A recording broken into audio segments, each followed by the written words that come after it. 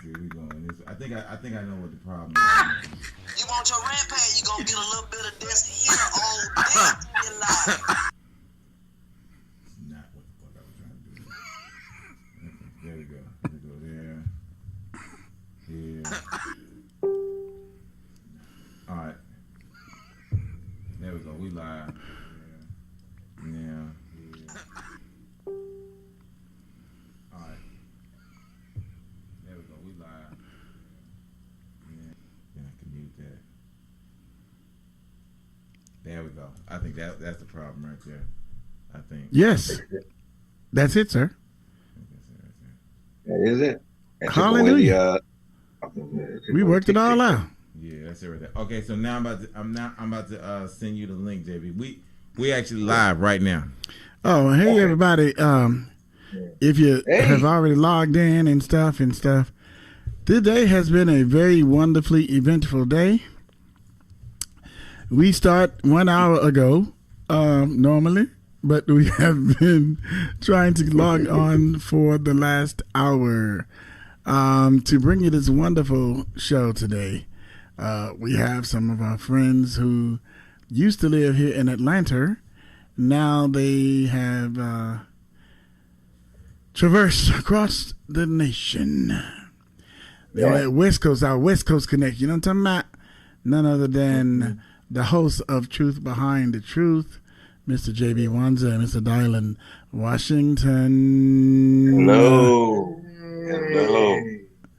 Yes, indeed. So we're still working through a few things, but I tell you what, when I was told that we're live, hey, I just want to say hello to everybody. You know what I'm talking about? Your boy Coach Wesley is here, and the one and the only, the infamous Earth Web is pushing the buttons and making things happen.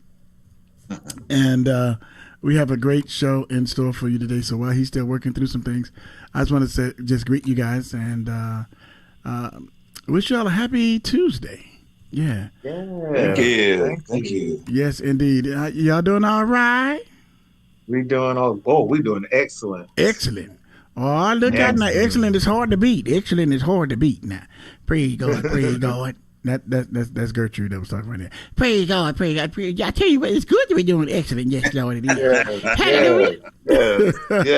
Yes. So, I know we have an order of service. I mean, an agenda for tonight. But since we are live and Earth is still pushing buttons and stuff, just want to say, just open it up and just let it be known that we're doing things a little unorthodox today. Okay. And as you see, this is something new for us. You need the headphones turned down? You good? No, I'm good. Earth and I had the pleasure of serving as guests on The Truth Behind the Truth a couple of times. And I think we'll have the opportunity to do so again. We're getting ready for a symposium, correct, guys? Yes, that's correct. Where there'll be a myriad of actors, acting coaches, and thespian professionals out there. And so if you guys don't mind, if you would just take a moment and just kind of introduce yourselves directly so that people know who you are individually, as well as what Truth Behind the Truth is all about, and just anything you want us to know. All right. Thank you. Right. Go ahead. Oh, well, I am the co-host of Truth Behind the Truth. My name is Dylan Washington. Okay. All right. That's all? All right. That ain't all. Come on, That ain't all? Tell about yourself. Well, listen, I don't want to say too much of a mouthful, but What you mean? What do you? Okay, well, being a fellow actor and coming from Alabama, this is I would say this is a great opportunity for us to be doing what we're doing, Truth Behind the Truth, and us coming up with the concept of With the actor symposium and other subjects as well. But don't have me in this beat all by myself. But Now, go ahead and put some more into it. okay, before you put some more into I'm very shy. Yeah, okay, Shy. Now, what city in Alabama are you from? from outside of Montgomery, Alabama. Outside of Montgomery, what city? What city exactly? Alabama. Who, baby? Prattville, Alabama. Prattville. That's right. Prattville. Yes, sir. All right. Yes, indeed. So we got Darlene Washington from Prattville, Alabama, by way of Atlanta, Georgia, now residing in the beautiful city of Los Angeles, California. Yes, and so thank you so much for sharing, Brother JB. And I'm only mentioning it because I'm from Birmingham, Alabama. So, you know what I'm saying? Proudly. Yes, indeed. Roll Tide. Yes, indeed. Well, yeah, Roll Tide ain't Birmingham, though. I know. Roll Tide is... but that's Alabama still. Don't hate. No. Don't be a hater all your life. No, but Birmingham got its own. You just insulted Birmingham. No, I didn't. But Birmingham ain't got no professional football team. No, and neither does Tuscaloosa. But Alabama does. No, the state does. No, it don't. But yeah, it don't. But it does not. You sure you Alabama? Wait, no, yeah, I do. How you? Alabama, University of Alabama. That's not a professional team, brother. Well, it's college. It's professional enough. They get paid something. They don't get paid. That's what you think. Okay, JB. Yes. Please save us, brother. Don't jump in here. Please save us. It ain't NFL, right?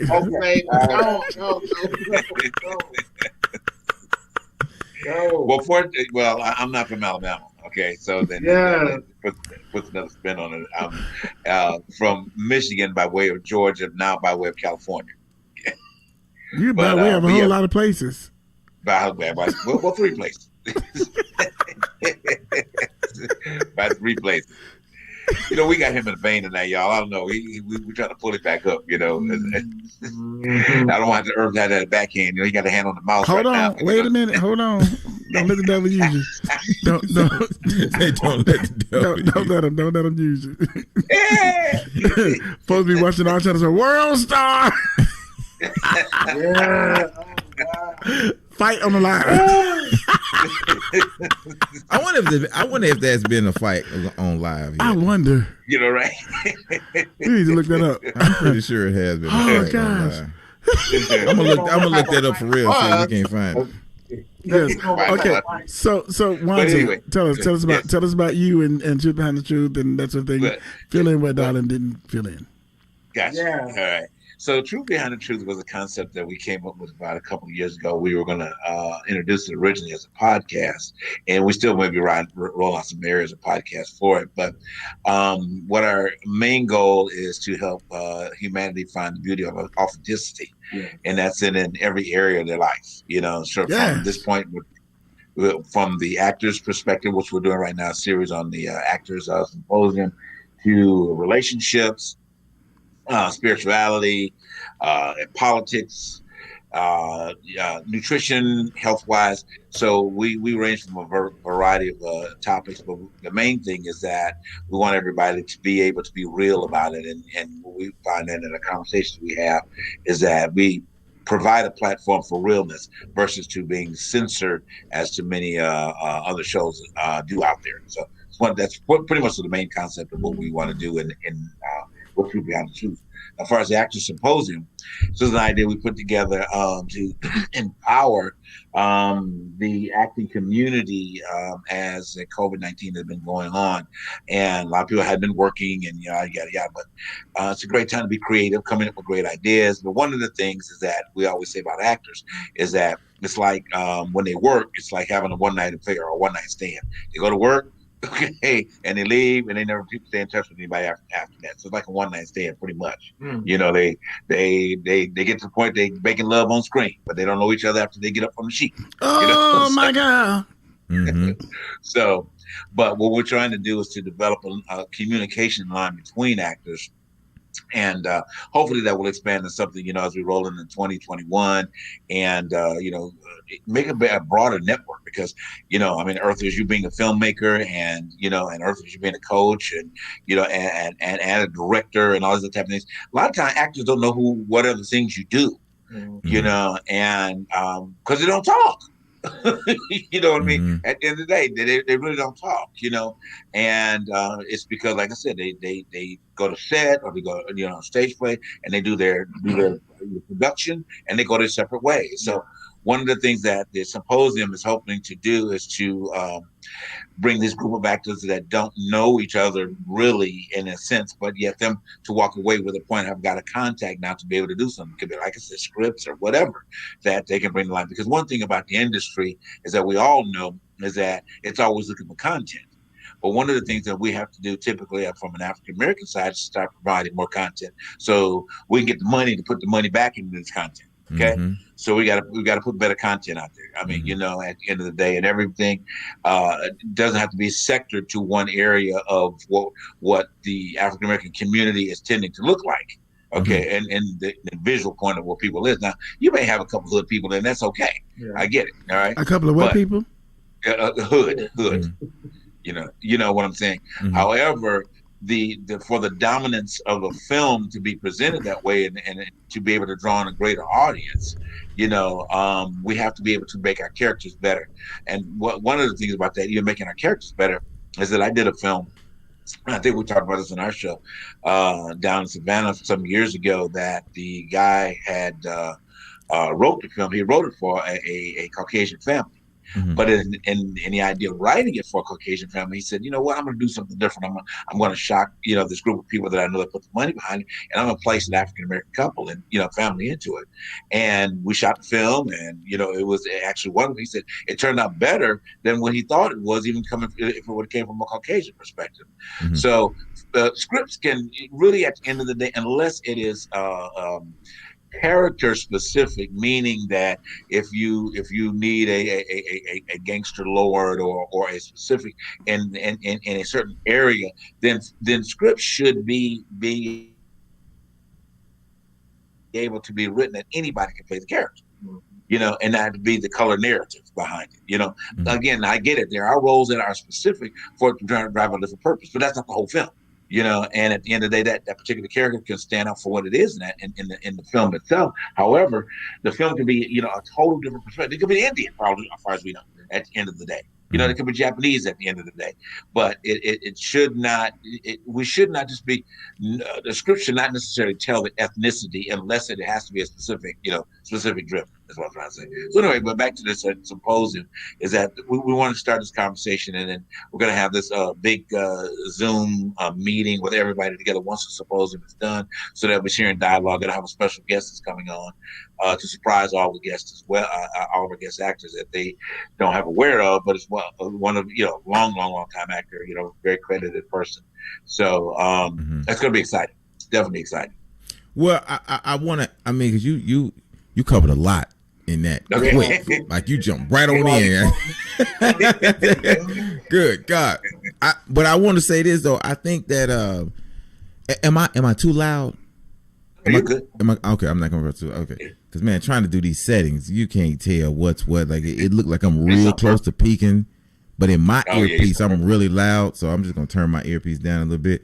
My ear set. But so what I want to propose to you, instead of saying my theory, I'm just gonna propose something to you.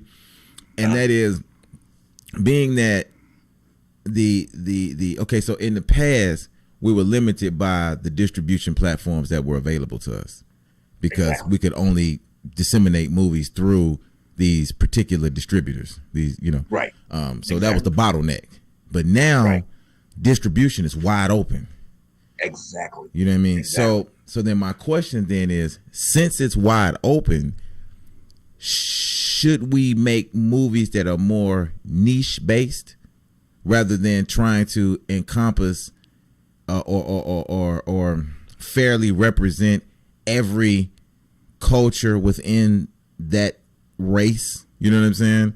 So right now, is it okay for us to make pure gangster movies? It's funny though, because you said Gangster Lord, and I was gonna get you on that Gangster Lord, but I said, nah, I'm gonna let it ride. But I had to say something about it. My man said Gangster Lord. But I mean, since the, I guess what I'm saying is, since the distribution platforms are wide open now, isn't it fair for us to make movies, or is it fair for us to make movies that is just showing the gangster side of things and that's it? Well, I think, and I get your point. I think that could be part of the genre of films that are available to Mm-hmm. gravitate to that particular community. However, on the flip side of that is that we want to be able to offer further, deeper content or better, different content from that particular perspective. You know what I mean? Okay, So it just we don't. go ahead. No, go ahead. I was just saying that I agree with both of you, right? Uh-huh. And that movies should be don't necessarily have to be race specific or ethnicity specific, right? Right. That they should be able to be portrayed by anybody, however, with the fact that now the distribution networks have sprung open. Those of us who desire to make niche-based movies should also definitely do so. Oh yeah, absolutely. And so, my personal position is that they both can coexist. Whereas before there wasn't an area where the niche-based movies could exist. Now, if it be just a straight-up gangster movie and the cast happen to be all black, then okay, so be it. Right. You know what I mean? And then the same thing, because we've seen a lot of gangster movies where all the gangsters were Italian, not Italian, but Italian. You know what I mean? Your Italian mob and so forth and so on. Godfather, okay, et cetera, et cetera. So yeah, I'm with you, Mr. Earth, that I agree that those niche-based opportunities should be afforded, or as in this case, should basically just taken. You know what I mean?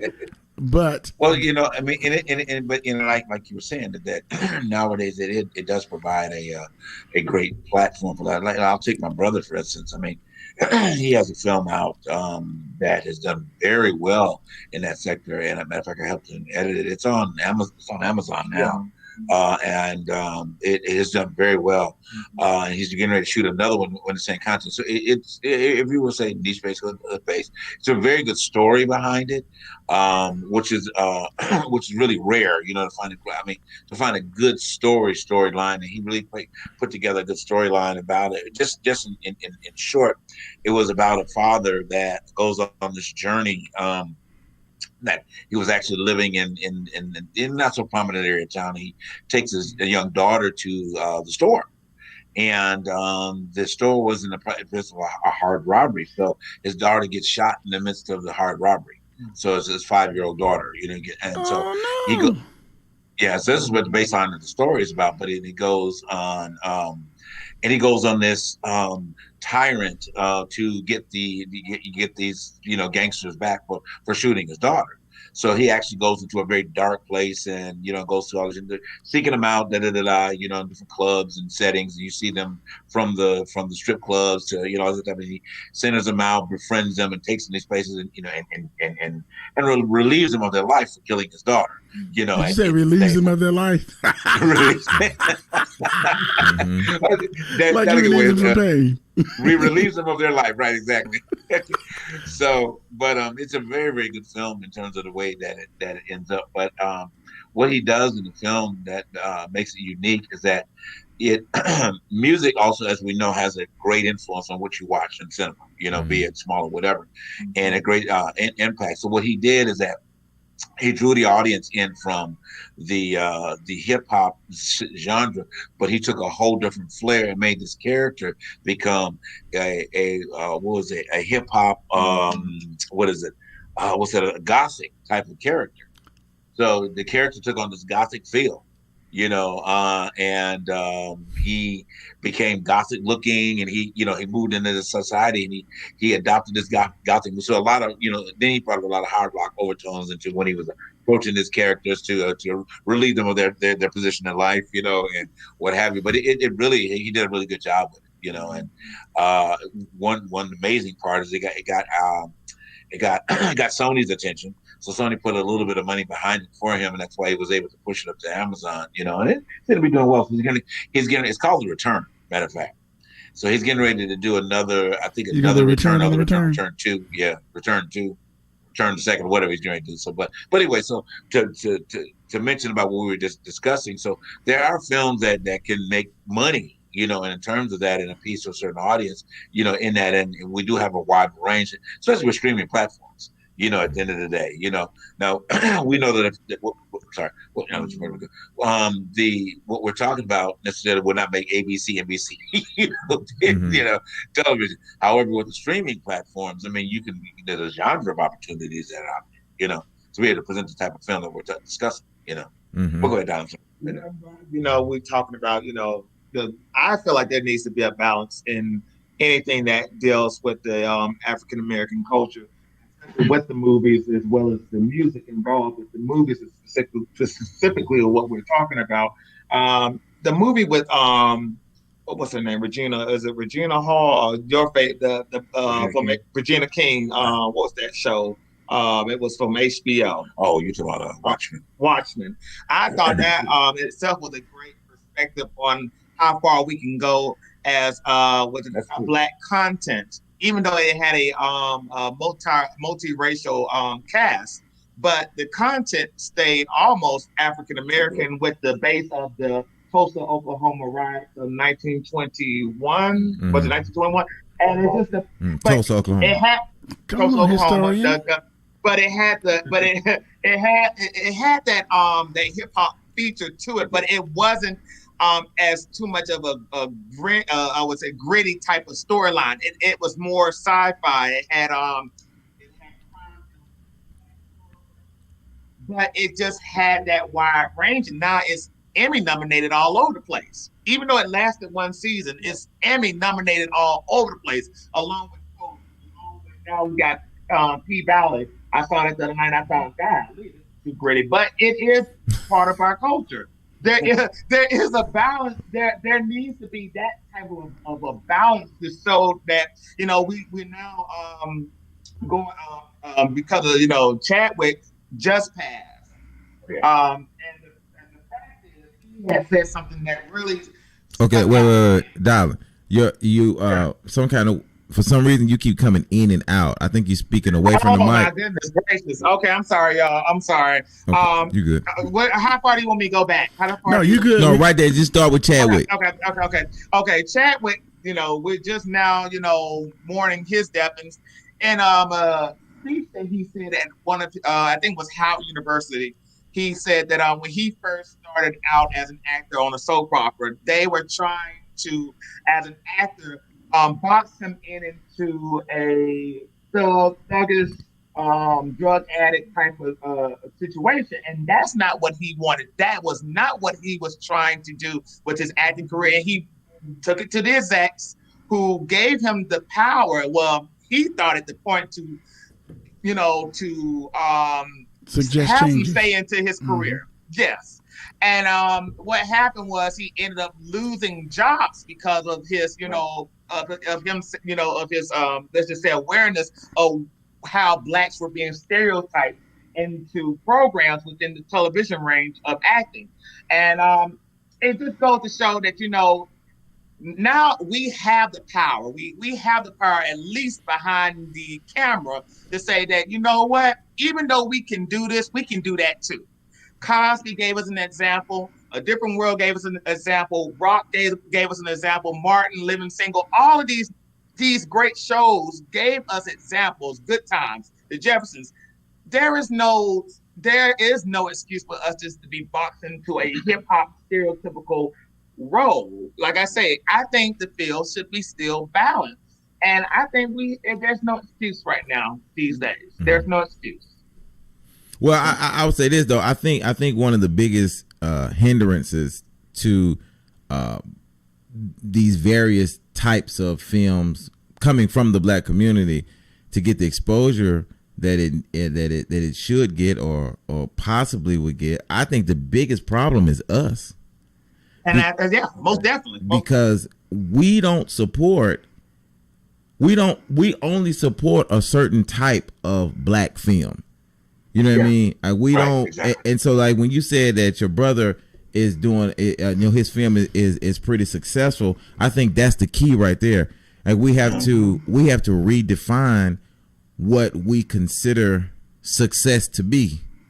Right. You see what I'm saying? Exactly. Because if you making a hood movie, but then, I give you a perfect example. I won't even say a hood movie because I'm gonna get off there because you know, I don't want it to seem like we just coming down on hood movies because that's not the case. Right. You know what I mean? Just take away from the point. But let's say when The Great Debaters came out, right? Oh, yeah. Right. So we can take The Great Debaters and compare it to Madea Goes to Jail. Which one you think made the most money? Madea Goes to Jail. Madea Goes to Jail. Right. And that was one of the last Madea films I saw. That was the last one. Right. I said I would never go back to another one, but I hear what you're saying. Yeah, it's like so, and I don't say that to to come down on Tyler because Tyler's doing his thing. You know what I'm saying? Right. I know you're not either, but Tyler's doing his thing and he's making his type of film, which there's nothing wrong with. That's his lane. You know what I mean? Yeah. And he's driving in his lane. I'm talking about black people. We don't, so it's like that. It's like we only want to see the stuff that puts us in its playful light. You know what I mean? Okay. Because even when it comes to the hood movies, we don't believe the hood movies are real. Because if we did, we wouldn't be sad when people get killed. You feel me? Okay. Like you live that life. Like that's the life you live. That's the life you chose. You see what I'm saying? Right. And when you out here in these streets and you moving the way you're supposed to move in the streets, at some point it's gonna get to a point to where you got to kill or either be killed. Right. One of the two. You know what I mean? Like the chess game got to end at some point. You can't play forever. You see what I'm saying? So, but we don't. But as soon as Lil Ray get killed, then we all at the funeral crying and we sad. That's just a natural because he got killed. Man, fuck that nigga, man. You know what I mean? It is what it is. You know what I'm saying? You know what I mean? If you in this game and you playing the game by these rules, yeah, it got to die, dog. You know what I mean? Or you going to prison. Or you know what I mean? I don't cry at them kind of funerals. That's because you're not normal. I'm just saying, it just is what it is. Like if I'm on the football field and I'm coming through the hole, I'm running the ball. When I get hit, I don't get up and then want to call the police for assault and battery. You see what I'm saying? Well, that's because you from that genre. That age group where folks was really real football. Nowadays, everybody wins. Right? No, with that, everybody wins. Everybody gets a trophy. No, somebody got to lose.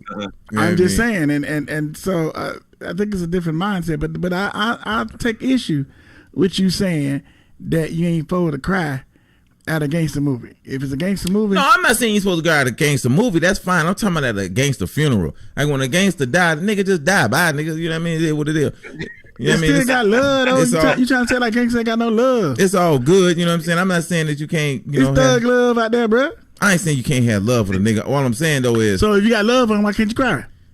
Cause fuck him. You know what I mean? Like this is the game. You know what I mean? If I'm in the streets and I'm moving the way that I need to move in the streets and I get knocked off, don't be crying for me. Bruh. No. You feel me? That's a decision that I'm... Anyway, look, fuck this shit. That ain't the point. I don't give a shit. Listen, we back to the film, guys. I don't give a fuck these shit. You know what I mean? So anyway, on the film side... So the Godfather, his cousin, his nephew get killed. Yeah, fuck him too. yeah, get knocked off. You supposed to go by, nigga. You know what I mean? That's how it go.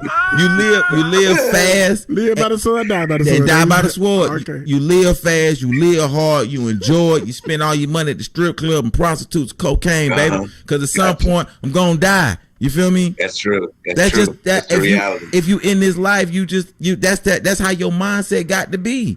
Either at some point, I'm either gonna knock somebody off, or somebody gonna knock me off, or both. Which, if you get high enough, both is likely to be the case. You see what I'm saying?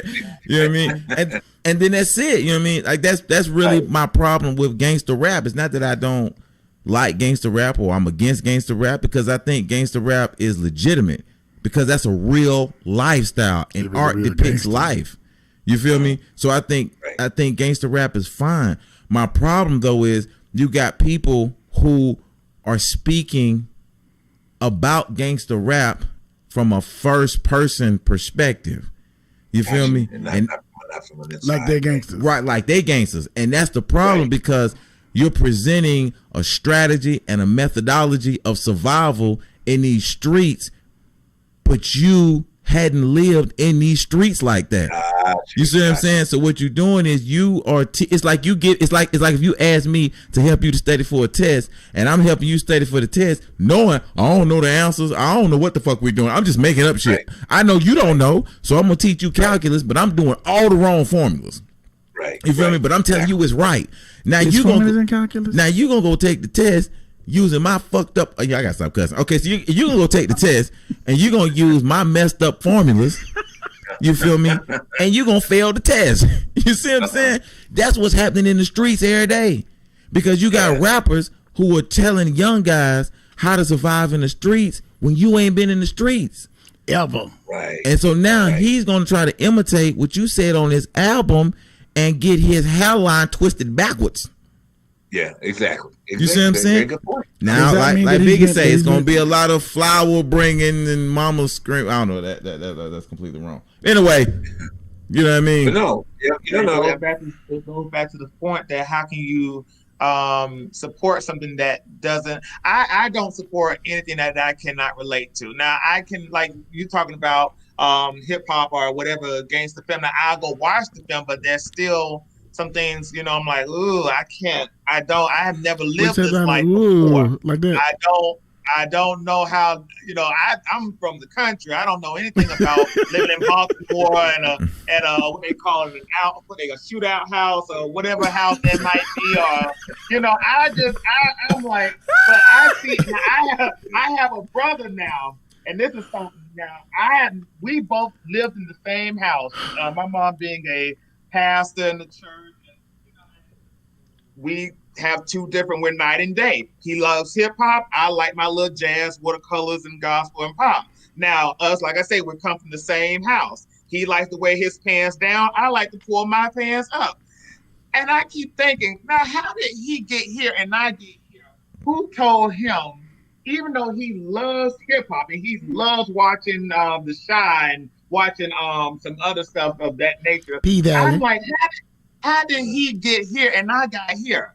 It doesn't. I'm sometimes always thinking about situations of that nature that you just said, or that things like that can influence people to do something that they live something they have never lived their whole entire life. Right. And knowing that we all have had the same experience, but because of this has, influenced you to live this lifestyle, even though we ain't never had to live this before.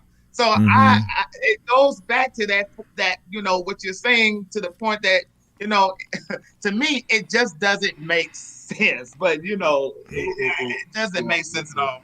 I mean, therein lies, I think, which would take us a whole other conversation. Yeah. And then lies where in my opinion, the problem we see with music and what happens. And I know music, and we're not talking about necessarily music in our conversation, but it kind of integrates as to whatever both of you guys are saying, is that people live their lives through music, unfortunately. Right.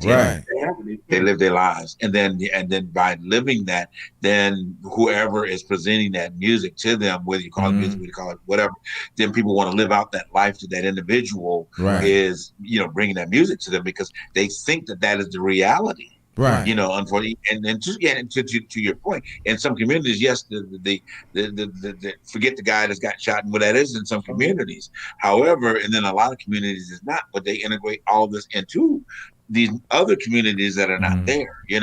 So how do we? I guess I'm changing the conversation. So what do we do in film, and what do we do in soundtracks? Since that's kind of a way in to not, I don't know, to educate these communities that is not part of what they should be doing, at the end of the day, really, because it's not their reality. Right. Well, let me say this, though. To me, the problem is, okay, now here we go. All right, well, fuck it, then you done went down this road, right? All right, it's gonna get real nasty right here.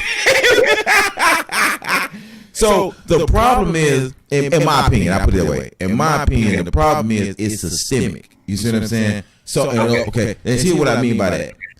We don't control the district. I take it back to the old New Jack City. When Nino got caught, he said, look, ain't no poppy fields in Harlem. Right. You feel me? We ain't making Uzis in Harlem. You know what I mean? How did it get here? You see what I'm saying? So when you're looking at gangster rap and all that kind of stuff. People have been protesting against gangster rap since what was her name? Cynthia McKinney. When I think it was Cynthia McKinney was going against Tupac. She was trying to stop Tupac. I think it was Cynthia McKinney, but one of the black female politicians. I won't say Cynthia, but anyway, she was going against Tupac, and truthfully, she didn't really understand where Tupac was coming from with it, because a lot of people get that story twisted up. Like, his Tupac was saying thug life as a protest. He wasn't saying thug life for you to become a thug. He was saying thug life for you not to become a thug. You see what I'm saying? But but anyway, that's a whole nother issue right there. But the problem is this: the think about this. The biggest or the largest buyers of hip hop music, specifically gangster music, is not black people. It's not. It's white people. White people buy more hip hop than black people ever could, and that's because black people don't see it, especially young black people, don't see it as entertainment. They see it as a lifestyle that they can achieve. Wow. You see what I'm saying? Whereas white kids only see it as entertainment. You see what I'm saying? And even if and for them, even if and when I say they only see it as entertainment, they see it's only entertainment for them. Now, they might believe that you black guys are actually trying to live like that, but they're not trying to live like that. They gonna go and twerk to your music at the club and leave it right there at the club. And then tomorrow they're gonna get up and go to work. You know what I mean? They're not gonna try to become 50 Cent tomorrow. You see what I'm saying? Exactly. But our kids gonna go out and try to become 50 Cent tomorrow. But what our kids don't understand is that 50 Cent ain't 50 Cent. Right. You feel me? Real gangsters don't talk about their exploits. Right. Because you can't. Your ass would be dead. You feel me? You can't talk about the moves you done made in the streets and then expect to be, but you know what I mean? But our generation believe it. You know, like, oh no, this is real. Like, we're really doing that. And what's sad is that the rappers are trying to live this shit out for real. And for the most part, the ones that are out there nowadays have not even had that experience. 9 times out of 10. Right. You know, the ones that, that they have not had that hardcore experience. And then again, they're out there making money. I get it, at the end of the day. But pulling it back into what we were talking about, I mean, so how do we influence these communities to embrace the, I don't want to say proper side, but kind of look at what's real and not real. You know what I'm saying? I'm gonna be honest with you, Jay. I don't see it happening. Right. And here's why. Because we live in a capitalistic society, and our capitalistic society is about making as much money as you can with whatever product or service you can provide to the marketplace. Right. What is it? Laissez-faire. You know what I mean? That's it. That's what we stay on right there. And what makes the most money as it pertains to the majority of black people. Now, you got some. You know what I mean? You got your Lauryn Hills, you got your Alicia Keys, you know what I mean? You got your Outkast. You got those few people that are on the more progressive or conscious side. I hate using that word conscious, but anyway, that's just, in order for me to push the point, you know what I mean? You know what I mean? You got that side, and that side, they are so talented that it overcomes the like Dave Chappelle say, the niggerdom. You feel me? They're just so talented that it overcomes the niggerdom. You know what I mean? But for most people, they don't get to that point. So, like Lauryn Hill say, I say a motherfucker so you ignorant niggas hear me. It's like I got to say motherfucker in order for you to tune in. You done missed the whole song until I said motherfucker. Yeah. You feel me? As soon as I said motherfucker, then you keyed in. You feel me? Right. So right now, that's the reason I say I don't think it's going to change, because we are in a system that we don't control, and the people who can put you in front of the most people only want to hear the stuff that white people want to buy.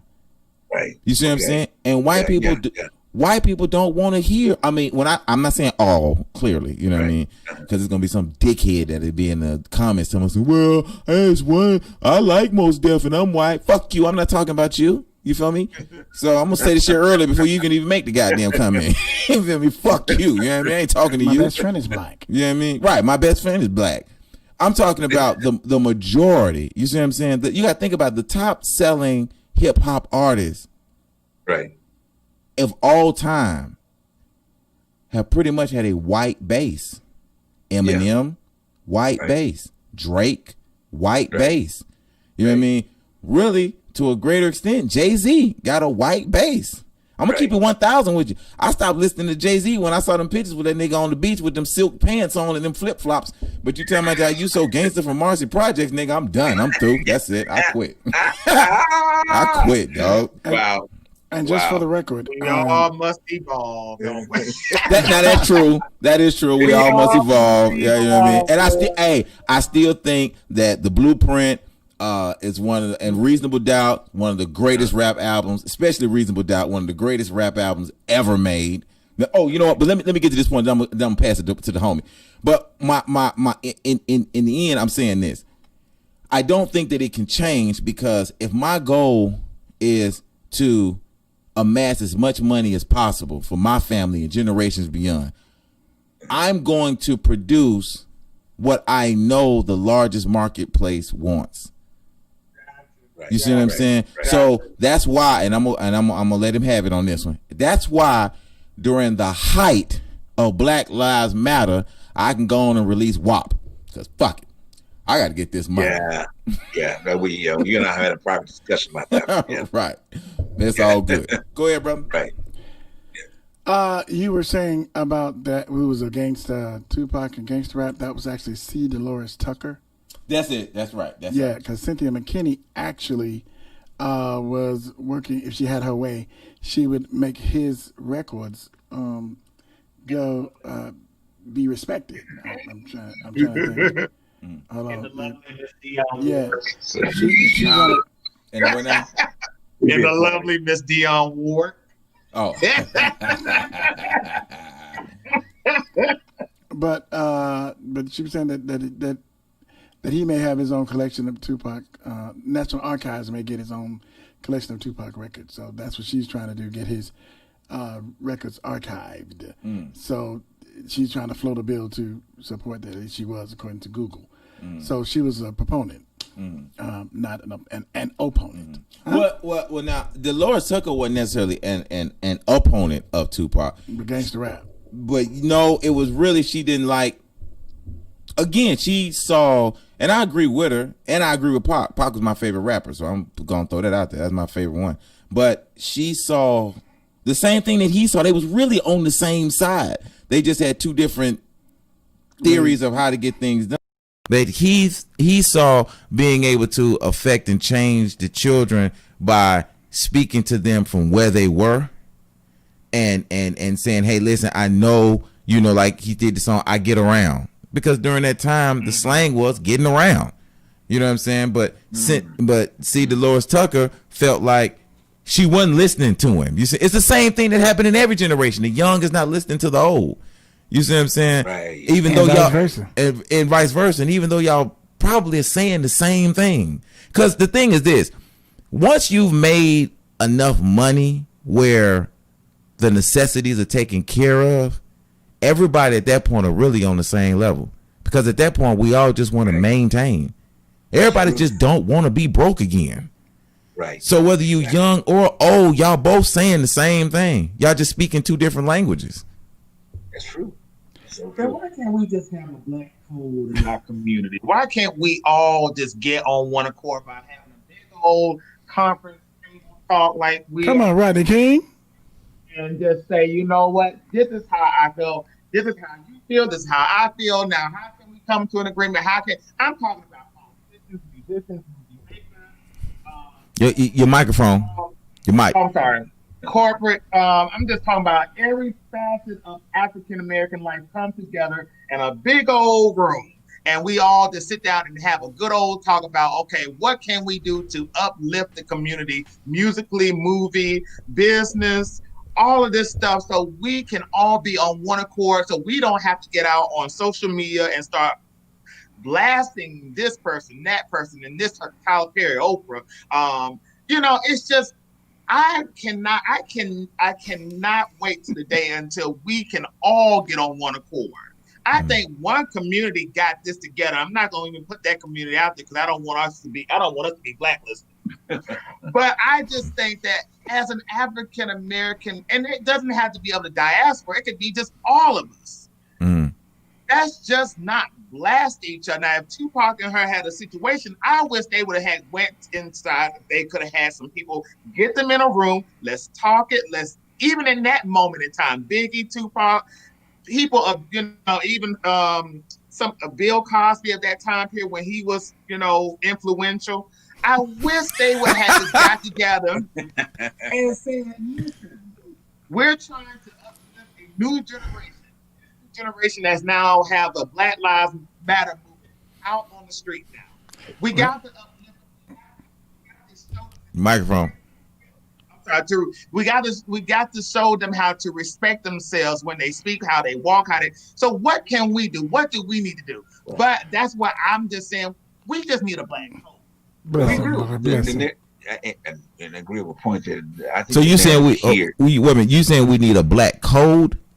A black code. Okay, I got you. That's what I would call it. That's what I would call it. A black code where we know what we are doing without having to go talk to the mainstream and say, well, so and so ain't doing this. I don't like the way he make his movie. I don't like the way that he's doing his movie or his music. Well, I wish we had that instead of making disagreements where some people are, they can never get it on, together because this is how they act. You know what I'm saying? It's just that.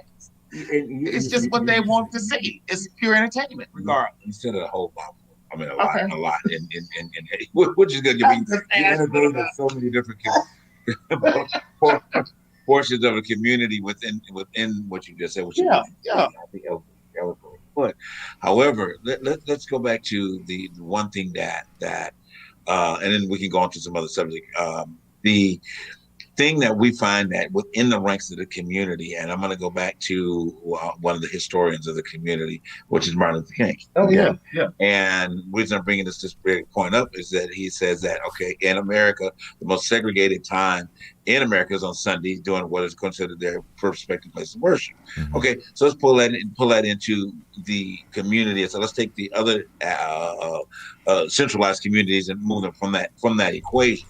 Mm-hmm. Even as a spiritual group of people, which we claim to have the spiritual enlightenment coming from the continent of Africa, we still sit in the most divided position every Sunday morning. You got Baptists, you got Methodists, you got Episcopalian, you got Rudimentailian, you got this version, you got that version, you got the double wars, you got the Stella wars. But you got all these other versions of an idea of what is representation of quote unquote spirituality that we all claim that dates back to the motherland, but don't nobody believe the same way that the motherland believe. Mm-hmm. You know what I mean? Mm-hmm. So what needs to happen is that I think that, to your point, I don't know where we can have a merging of the minds to be able to be in a point of agreement, within the culture, to develop the culture to move forward in different areas. Mm-hmm. Where do we do that? And what it really takes, I think, is a strong leader to be able to speak to all of these particular points in short sentences. Mm-hmm. You know what I mean? Mm-hmm. And I think what we have is that the culture is the elephant in the room, but we all run to the center trying to take apart the elephant rather than taking pieces of the elephant and dissecting it from there, and eventually, dissolving the whole elephant in the room. Mm-hmm. Like we say on our show, the truth in the room, mm-hmm. and developing it from there, because it's like you get one idea and then, like we're talking about the hip hop community.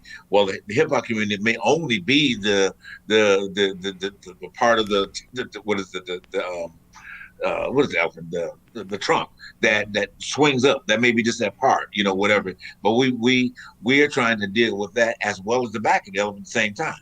Mm-hmm. And then rather than dealing with that area, getting that area aligned or getting it in a place where it's in a point of agreement so we can dissect the rest of the elephant. But I don't know how we can do that as a culture, as we started out with music and as in film. I don't know. But anyway, I mean, if you guys want to keep talking about, we can, but we can move on if you want. I just want to say your that, show. Huh? I just want to say that Darling tickled me. Oh, Darling, you went straight. You is definitely a PK from Alabama. That boy's like, why can't we all just get along? Can we all just get together and just talk about this thing? Cook up some good food and let's just talk. Don't let Becky make the potato salad though. But but I understand, and I just honestly believe that the way that society and the world has evolved, we'd be hard pressed. We'd be hard pressed to get a one accord type situation on virtually any topic, except it be something that's worldwide, such as this right now. The whole world agrees that coronavirus has really trumped, I hate to use that word, pretty much anything and everything that we thought was normal.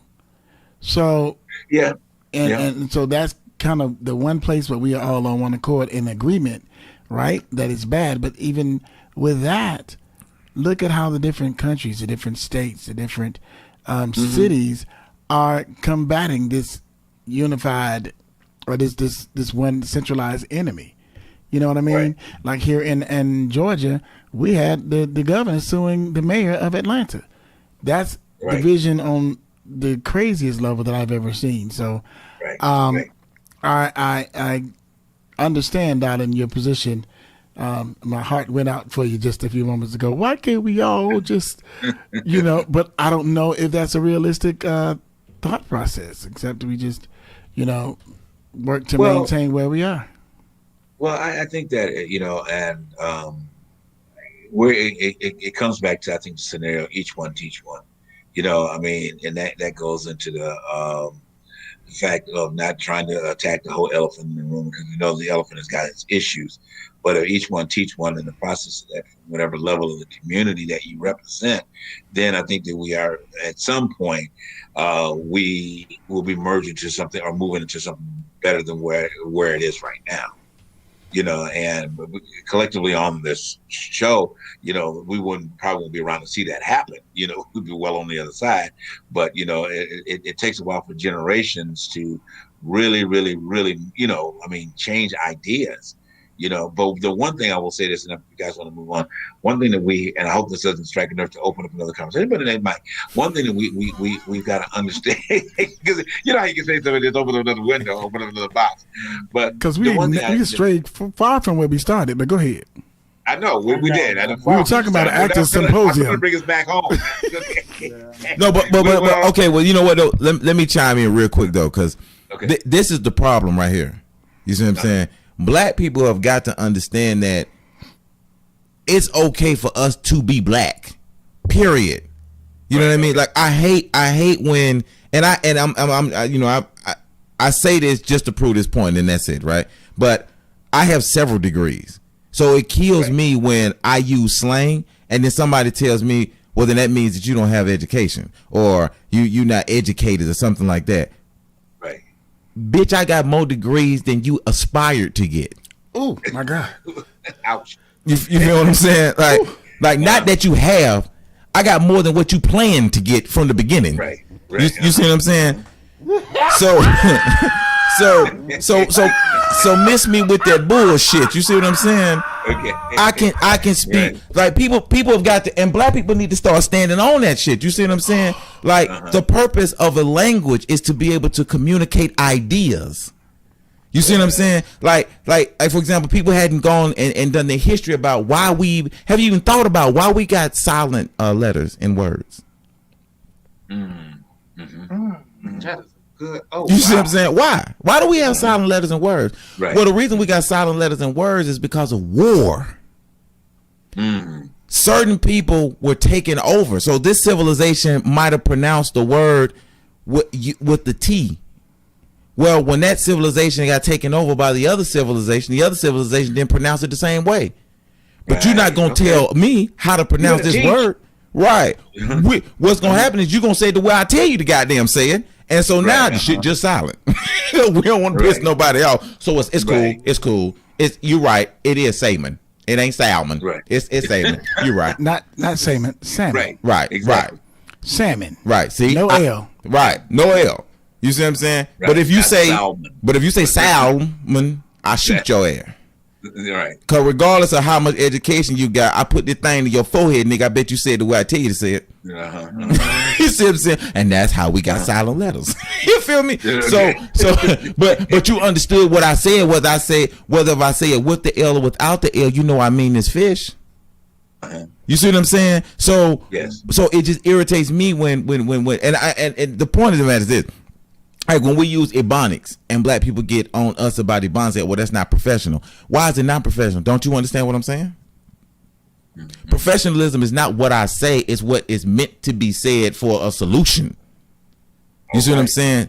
To create a solution to a problem, and you doing that in the most efficient manner possible. That's professionalism. Right. Okay. You feel me? Professionalism is about the efficiency. It's about time versus resources. That's what makes something professional. You know what I mean? If you sick and you sent me to the library and gave me all your symptoms, nigga, I can come back with all kind of shit. Nigga say, all right, well, you might have AIDS, a cold, the flu, the measles, smallpox. Oh no, that don't exist no more. So scratch smallpox off. You might have gonorrhea. Nope, that ain't it. You ain't got gonorrhea. So you go to a professional because that professional gonna shorten it down. That professional gonna tell you that day, no, you got chlamydia, dog. That's what's wrong with you.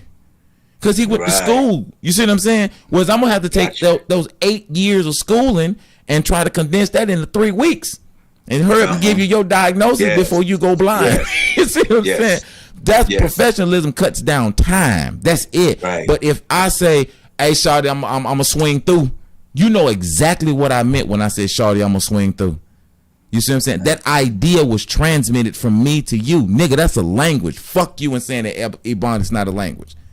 You see what I'm saying? Gotcha. And we got to start standing on that shit, man, because if we don't hold on to the things that are sacred to us, then we don't have a us.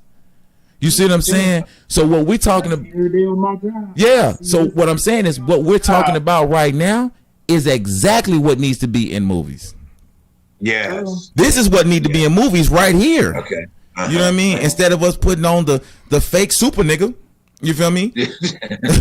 Instead, what we doing is we creating the fake super nigga. This nigga smoke cigarettes, snort cocaine, drink liquor, eat whatever he want to eat. He don't never die. This nigga can leap over police cars, break down barbells. You see what I'm saying? This nigga can have sex for 3 days straight. Don't need no Gatorade, nothing. You know what I mean? Super niggas.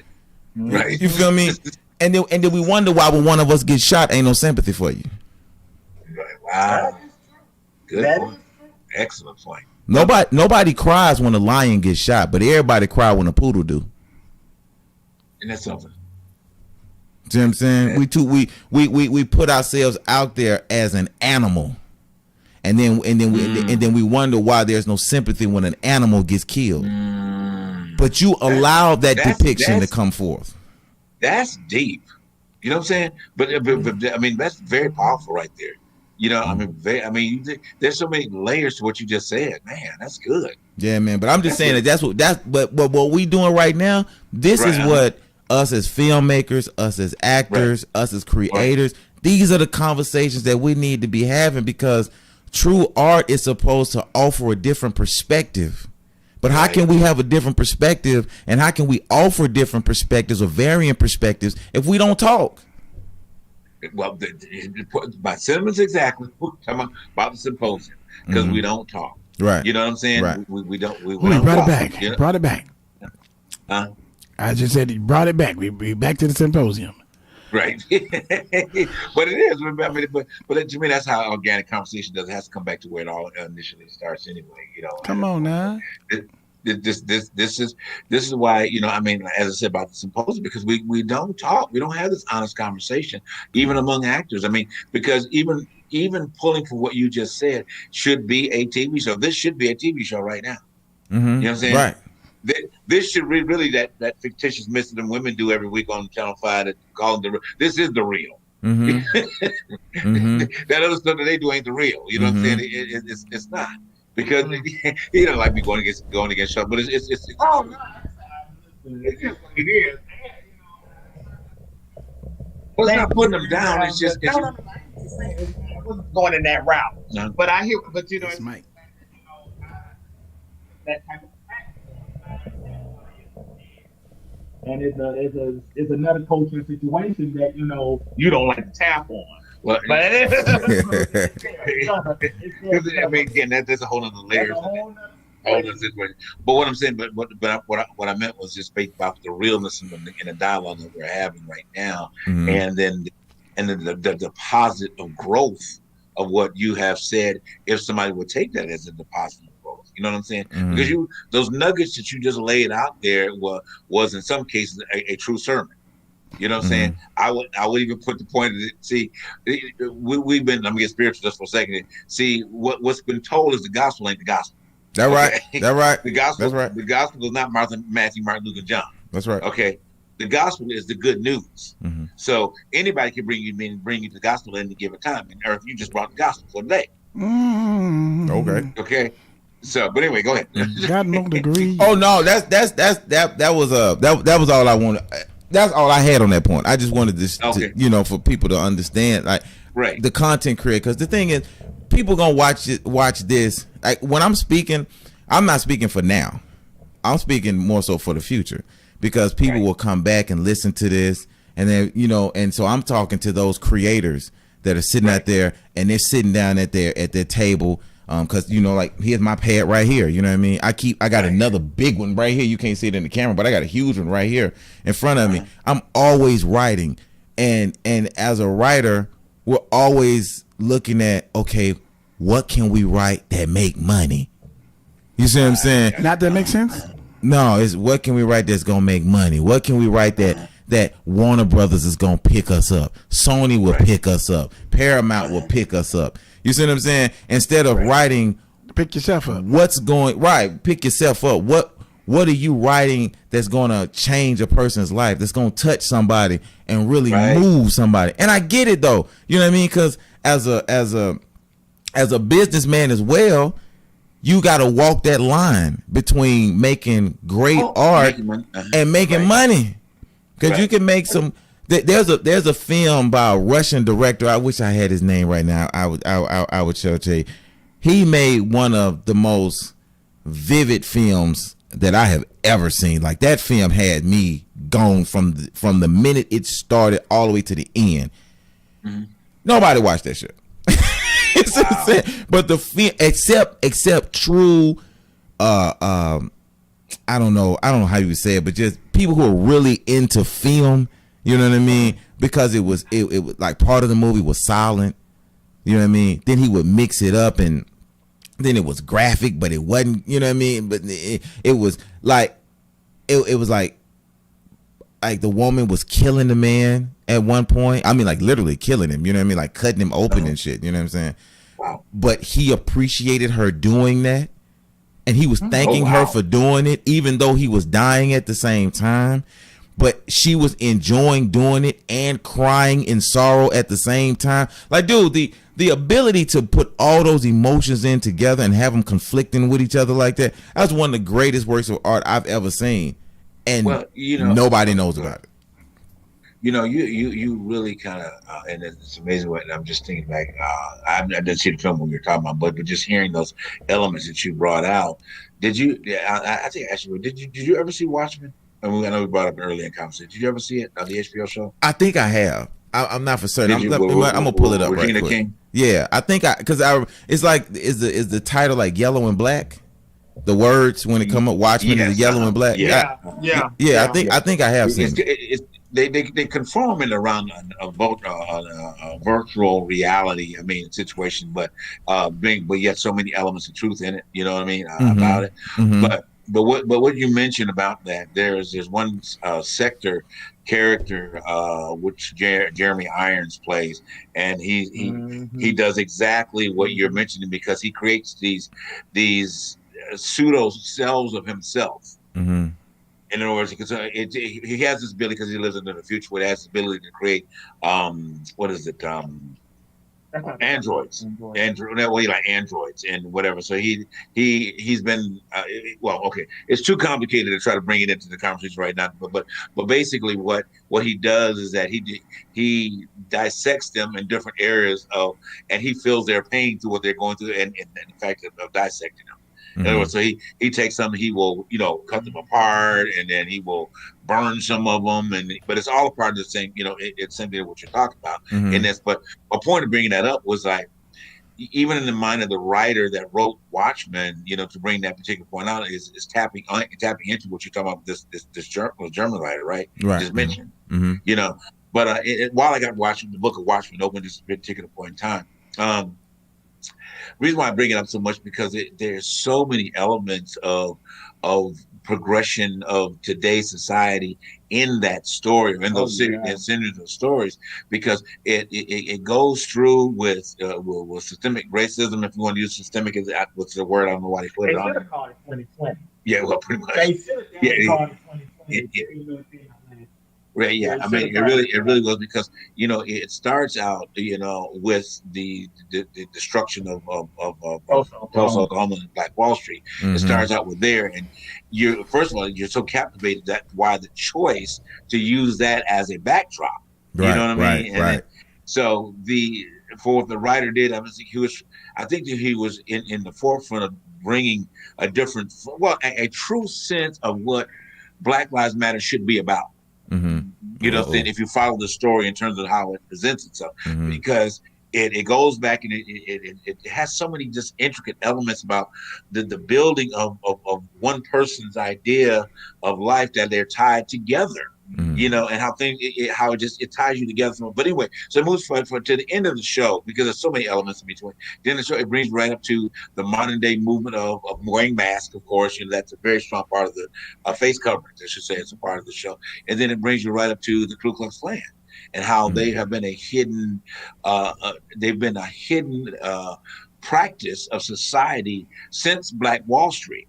In the inception of what happened in Black Wall Street. So they evolved to this group of people, small group of people that have been dominating everything, and at the true ending of it, they get destroyed, but yet they get destroyed by somebody you would never even think that they would get destroyed by. Their whole idea. But this person takes all of their concepts, all of what, I'll get deeper. If you follow me for a moment. What the ending of this person takes all of the concepts of what happened to Black society, what happened to the Ku Klux Klan movement, what it had done to society. So what this person and the police department, everything, and what this person tries to do is they want to become the God, or they represent themselves as the God. But here's the kicker. Now this particular culture. Okay, this particular culture, it's just amazing how this thing is coming to me.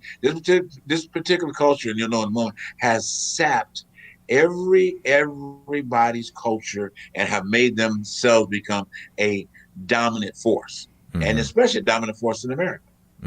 Because you see them, they popped up in the Black community. Okay, they put hair and nail salons in the Black community. Okay. And it started sapping from the Black community and pulling. They've dominated so many areas in the white community and started sapping up the white community. And then, of course, now that they've taken over how we are in the TV and film and music industry, okay, which is the biggest, studio entity in the world right now, is under them. But I'm gonna bring the story to a close real quick. The woman at the end of the thing that was going to take over was an Asian woman. Yeah. I was like, wow. But you see how the elements are all just pulled together. But it pulled together and she becomes the God. Well, I know what I'm saying? Right. Well, I can tell you this though, a fact from fiction. China is and especially Shenzhen is the fastest growing as far as online e-commerce. That one little city comprises about 40% of all of the e-commerce in the world is coming out of that one little city. You go back 20 years ago and it was a village. Now it's one of the most powerful cities in the world, dog. In 20 years. Yeah, dog. Like it's a reason why they saying that. They have jumped exponentially in 20 years. They went from being a nobody essentially. But again, they was a nobody because of the war. You know what I mean? But anyway, they went from being a nobody to a superpower. And basically what they did was, just being honest, they pretty much used everybody else's greed, because we wanted to make cheap shirts, cheap shoes, the Jordans that we made. We sent that shit over there. They made it. True. You know what I mean? That's All of our phones, all of our stuff, we used their sweatshops. So they took their labor, because that's all they had at the time was labor. So they used their labor to build them up. But then when we laughed about how they were so hard on their students from school and all that kind of stuff, but then their students are so on point that they come over here and they killing us in our school system. You see what I'm saying? There, where if you can't even get to a certain credit, a certain point, they send you out to the bills. Supposedly, I mean, in China, if you cannot get to and this is where they've been killing us. Like it's competitive. And the scholastic world of China, if you cannot get to a certain score, you are out to the field. Yep. And if you can surpass whatever, you're on to the next. That means you're on to being either a politician or a corporate exec or some type of. They have it ingrained in them that education is so important, which is and here in America. Yeah, right. It's called, the test you're talking about, it's called the Gao Kong? The Gao. Yeah, that's what it's called. Yeah, something like that. The Gao Kong or something like that. It's their university entrance exam. Yeah, it's a monster, dog. It's a monster. Because my mom had us always. She said, "Y'all think y'all not in China because y'all got in the field." So you saying y'all was dumb? I'm thinking through all of this. I'm sorry, y'all. Yeah, it's Gaokao or something like Gaokao. Yeah, that's it right there, dog. Yeah, it's not a joke. It's not a joke. Like they take that so serious, man. There's a documentary on it. Yes, it is. Yeah, it's a documentary. Like it's not a game. It is not a game, dog. Wow. Yeah. Even pulling this back into the cinema aspect of it and what we've been talking about, wasn't the purpose to highlight that particular show, but it's amazing that as you dissect that show, and as I was dissecting it, and then now you realize, wow, the writer, which I was talking about, the writer really went inside some areas. You know what I mean? I mean, really, really went inside heavy areas, so much to the point that HBO was begging him or her, I don't know who it was, but begging him or her to do another season. But they said, absolutely not. The writer said, I'm not writing anymore. I've told the story, and there's no need for me to go on. And they offered huge money. But he said, no, I'm not doing it anymore, because at this point, it would not be actually telling the truths behind the truths that were there. Come through. You better work your title. Work your title. Work your title. Truth behind the truth. The truth that has been evolved from that series. I mean, that's why I encourage everybody to watch it, because if you want to be educated, show. It really is. It really is. Anyway, I know it's here. And it's prophetic too as well, but. It's that church boy. But go ahead. I mean, I do have a question. Yeah. I know with that, the symposium, right? Yes. What does that mean? Is it a timeline? Is it a one-day event? Is it a week-long event? What is it? What is it? Well, has it been? For what we're doing with it, it's a build up to that actual day. You know what I mean? In other words, but in the build up, it's a creative force. So all of the things such as what we've done, what we're doing for the 3 shows, one as of Saturday week when you guys come back on our show, it's a highlighted point about that. But then we have the series where we're talking to actors individually. We did first show with actor Troy Bland was our first show, which aired last week. It just talked about himself, and then the private conversations that I'm having with these actors that are getting involved is that they want to see this narrative and conversation happen. So during that symposium, hopefully that they will say, wow, I either recognize it, or at that time when, Earth, you may bring up something during the symposium that highlight just today that you have highlighted something that will spark a something in all of them that they're not doing, you know? But being that the TV and the film and the music industry are the leaders in getting information out to people, it's our time to really get information out to people, because we're the media source that people pay attention to, and the one typically that people believe, because they believe us before they will believe the news. You know what I mean? At the end of the day, it goes back into what you're saying about the rap content, and what's been put out there. They may not be nowhere near the hood, but they believe they can be a hood rat simply because of the music. Right. They really got that wow. If we, I'm sorry. Go ahead.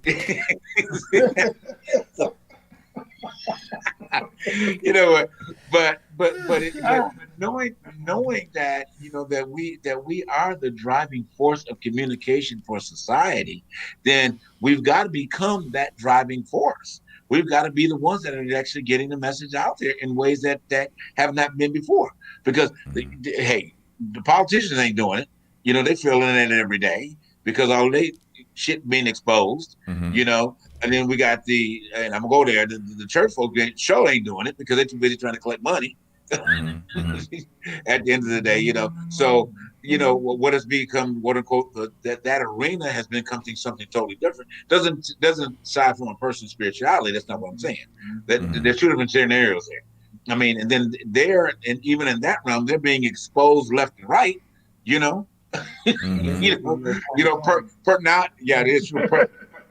Personal pornography in your own home, but you want to be over the most Christian organization in the world. You know what I'm saying?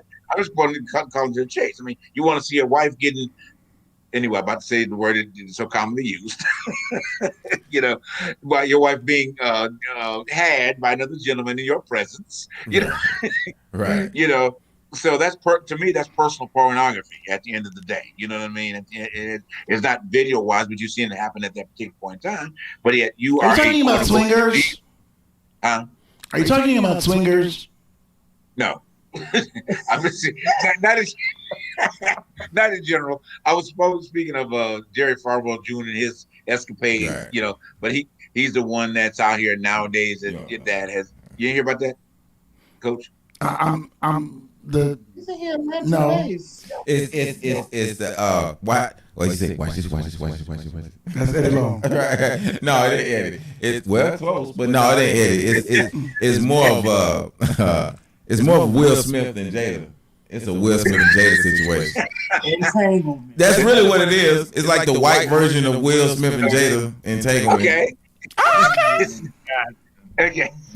That's a nice way of putting it. I think theirs might be a little worse because he used to sit down and watch. Well, not necessarily worse, just different. Exactly. See, now you're judging. Yeah, that's what I was saying just about his personal pornography. Watching his videotape. Right? I'm kind of new to them. No, he was in watching being take whatever. In the moments of that situation, but what I brought that up is because it's current news, of course, and then at the end of the day, but what I was saying about that is that we have so much exposure of a lot of things that are unbeneficial to society. The information is beneficial, but unbeneficial to society. But yet nobody's in a trusting place to hear it from anybody but the areas that we're talking about. Because people are going to sit down and watch the movie. They're going to see the story. They're going to put that story, make that story some part of their life. Yeah. At the end of the day, I mean, hell, look how the housewives do. Every woman now wants to be that way and want to act that way and what and just that way. Yeah, exactly. So all of these media-based influences, are. We as the strong leaders, and I think in that, meaning that the African American culture can really present things because, like you said earlier, is that, hey, the Caucasian community is looking for something to buy and be entertained by. Mm-hmm. But at the end of the day, the message what they're being entertained by, we'll be sending them a subliminal message, because at the end of the day, you can't ride around the car and hear whatever lyrics there is and quote it and not become a party. Mm-hmm. Right. In some sort of way. You know what I mean? So with us taking this step, and like to answer your question deeper, I know I kind of want to base it about the symposium, but the symposium is even bigger necessarily than what we're putting together in this small content.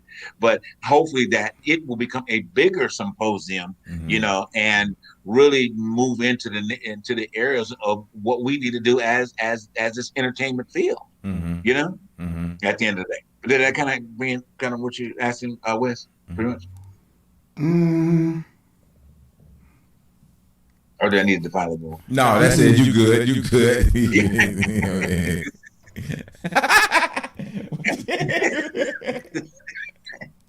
Yeah, you good. All right, so listen, I'm gonna propose the first one. Matter of fact, let me where we at? Oh, let's see what we at on time. Behind. Good job. Nah, what 9:21 your time? No, we good, bro. We right on time, man. Okay. Yeah, I mean, My mic is trying to do something goofy over here. the listeners. Hold on. We at 1:18. If you just leave it alone. It was trying to. No, you keep messing with it. When you came in here, the mic didn't look like that. It was You trying keep messing with it. That's it, man. You keep messing with the mic, man. Now it's over there. Shut up, man. All right, look. I gotta fix the mic. You know what I mean? You keep fucking up the mic. So I gotta fix the mic. So I'm gonna propose the question, and then I gotta slide over here and fix the mic. Don't worry about the mic. I'll hold on to it to the rest of the day. No, that's all right. Look, and look, and I'm gonna tell you this too, man. On Able Coaches, man, we talk, dog. You feel me? Okay. We ain't worry about no time. You feel me? Okay. We ain't worry about no time, dog. You know what I'm talking about? Because if the listeners wanna leave and they y'all need to get to the point, fuck you. Sign off. That's it. I don't give a fuck. You feel me? Fuck on. That's how I feel. You feel me? We talking, baby. You know what I'm talking about? We don't give a shit. Fuck them. That's why it's the internet. This shit, Google don't run out of space. We good. You know what I mean? Fuck them. We all right. Okay. So, all right. So we didn't already did the intro. We skipped that. So shit, that was at the beginning. All right, so we have an agenda. Yeah. We had one. We had an agenda. This is a good time for a commercial. Okay, so the good studios. We'll go into preparing for a role. All right. So I think the way I want to go into this is how do you individually prepare for your role? You get a role. How where do you start at? Where do you what do you do? While you answer that, I'm gonna go on and fix this, and then I gotta run upstairs for a quick second. So You must gotta pee. Yeah. So we're gonna switch. Okay. I gotta pee too, but I'm gonna wait. He come back from here. Oh.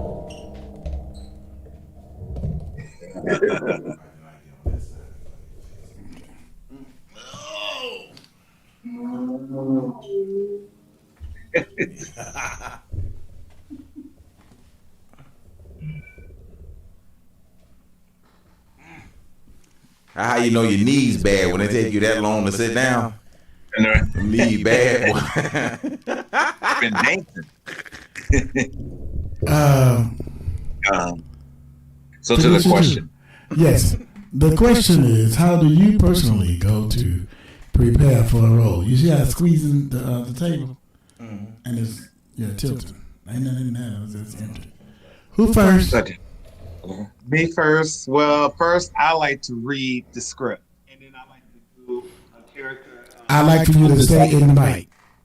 Why is it that every time I talk, you know what? It's him. It's on him. I think it's because you so wide-legged. Anyway.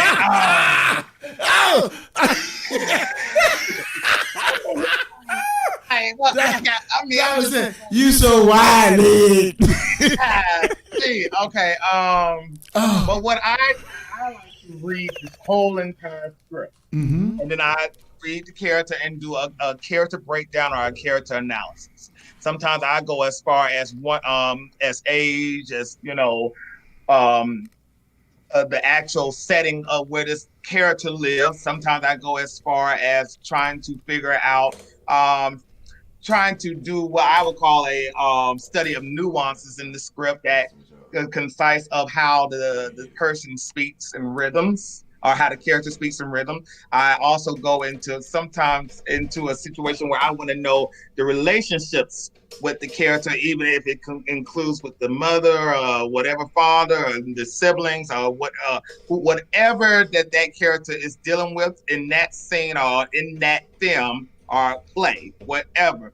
I really like to go into that type of analysis in detail regarding of the character itself. Now, I also I like the story of the Glass Menagerie, and most times if I ever go into an audition, I go as Tom, because in that play the character Tom, if you know of the Glass Menagerie, you know Tennessee Williams, the character Tom is an owner. He's an introvert.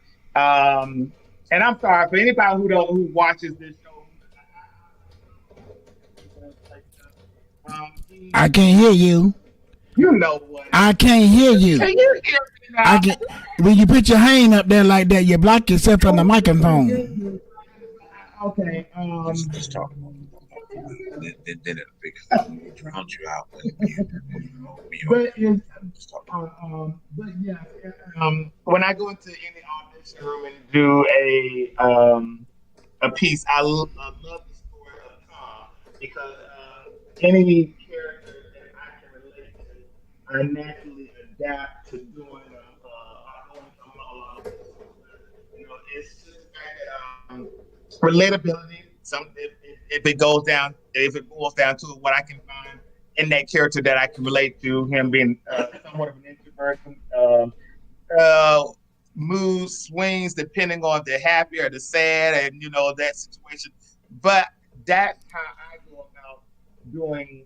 I would say breakdown of character analysis, character breakdown. They call an autobio of yourself, and trying to connect it out. Okay. Most of what you said I heard. Except when you was looking away. JB breath must stink or something, because you would not look over that way. But I heard you. Did you hear everything? I did. I really did. You were talking about how you read the script in its entirety, and then you talk about and establish and research the relationships between the different characters in those productions, whatever that production is. And so you really go and figure out the rhythm of that character. At Fair Earth,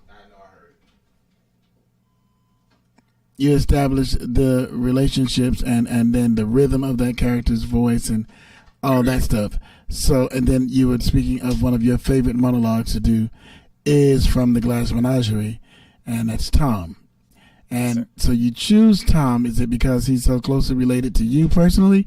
You were talking about him being an introvert and so forth. Okay. All right. Interesting. All right, Mr. Wanza. Okay. First thing I would say is that kicking in the imagination, because imagination is a very intricate part of character development, even just your platform of acting, because you have to imagine yourself in the position of that particular character. So taking a trip in your own imagination is, I think, a very good way to start, because from there you start to imagine yourself in the setting, in the room of where it's taking place. I mean, of course, after you knowing the full story of your script, you can imagine yourself either you're sitting in a chair or riding in the car, driving in the car, whatever the case may be. And you from that point, if it's an old setting, then you have to kind of take yourself back to an older home. What does an old home smell like? And that can come across as to how your facial expressions are, with that particular character. So all of those things, I think, become an evolving piece. looking at who's in the scene with you. Are you married? Are you not? Is it children? How do you relate to children? Do you bring like for me, I have grandchildren, so that allows me to be able to find out how I'm going to relate to a child. From a baby up to a teenager. Now at this point, I can know how to that me being that whatever my character is, how can I relate to that particular child if a child's in that a particular scene or a part of the particular movie. Then looking at the rises and the falls in the script, because I think where those are where the story is actually told. A lot of times, is in the rise and the fall of the script. Where are the lower parts? How do you draw attention to the lower parts? Because the higher parts are already going to be there because of the dialogue has been written for that. But a lot of times, it's your most memorable point is really when Come on, get it out. Is in the lower part of the script, because it's where it requires you to pull something up to make that point memorable. Now, I'm sorry to interrupt you, but that was great when you were talking about using your imagination and tapping into those other sensory components, your smell and so forth. What does it smell like? What does it look like? Explain what you mean by highs and lows of a script. What does that mean? Well, in and of itself, I think that as a character, as you are delivering the lines of a character, they're okay. I'm gonna put this way, probably maybe explain a little bit more. In every musical, there's always this great crescendo moment. You know what I mean? Mm-hmm. So that it gives you that wow factor. Sure. So in every script, there is a point, as in a delivery, just as in a monologue, there's a wow factor. There's a point where you're going to be very strong in a monologue. You may be telling a story in the course of your monologue, but there's those impactful moments where it's going to either pull you to tears, or it's going to change, and it's going to change the mode, it's going to change the feeling. And to me, where you're building the story is kind of your lower points. But then when you get to to the other point is when you actually encapsulate the story itself. But the thing that I like about the difference where you're building your story is that if you use your artistic form, you can make building the story very colorful. And bring some other elements into your, again, facial expressions, and if we're talking camera, then very, very more subtle movements, but more connected pieces with the camera, with your eyes, or even in your line, just taking a little bit about where the line may require you to do a ... pause for a pause of a thing or of a thought. You may need to extend that a little bit longer.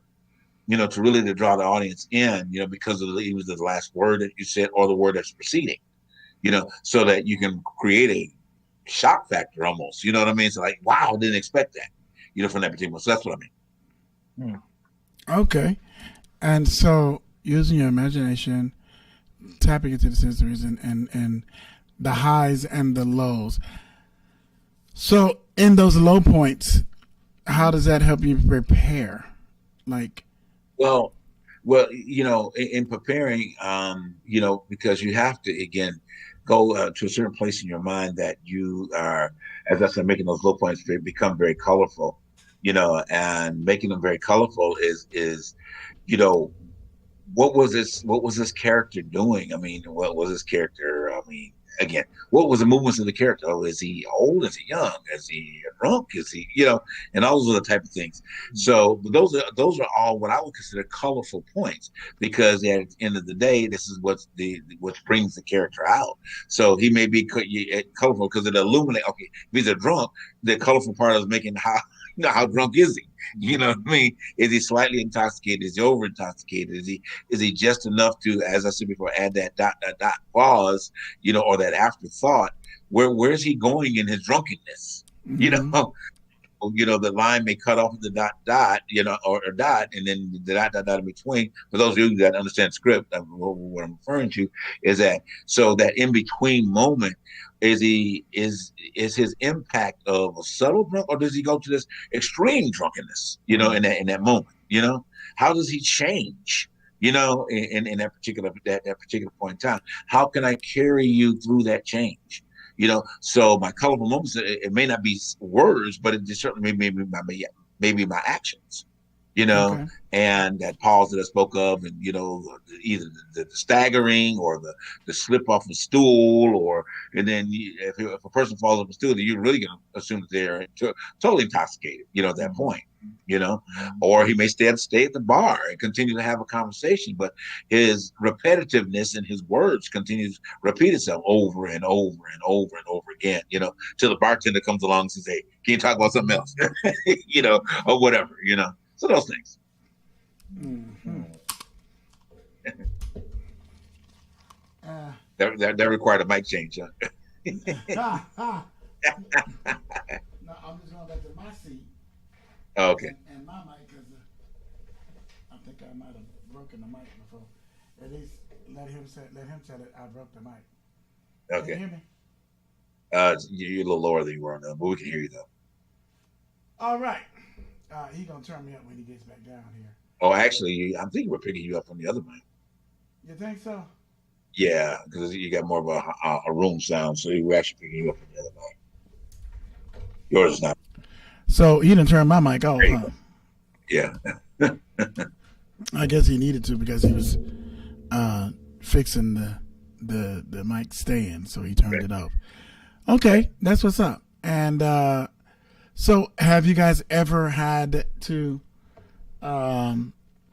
play a role that is so different from you that caused you to have to go different places and find that character? And how did you find him? Just out of curiosity. Oh, I'm sorry. My first, I had already had this character that was built up in my head a long time. I still haven't actually fully played him the way that I wanted to, the character was, if I can give you a scenario, it was a combination of Denzel in Training Day, Robert De Niro, and The Untouchables. And what he played was Elliot Ness in the Untouchables, and then back to Denzel how he was in American Gangster. So basically, he was a badass. Right. But I like the subtlety. I like the aggressiveness that he had in the cop movie. I just said it. It's off my mind. I like the very aggressiveness and the control that he offered as that, and the hidden factors of how horrific he was, in that, but he kept it masked so very well.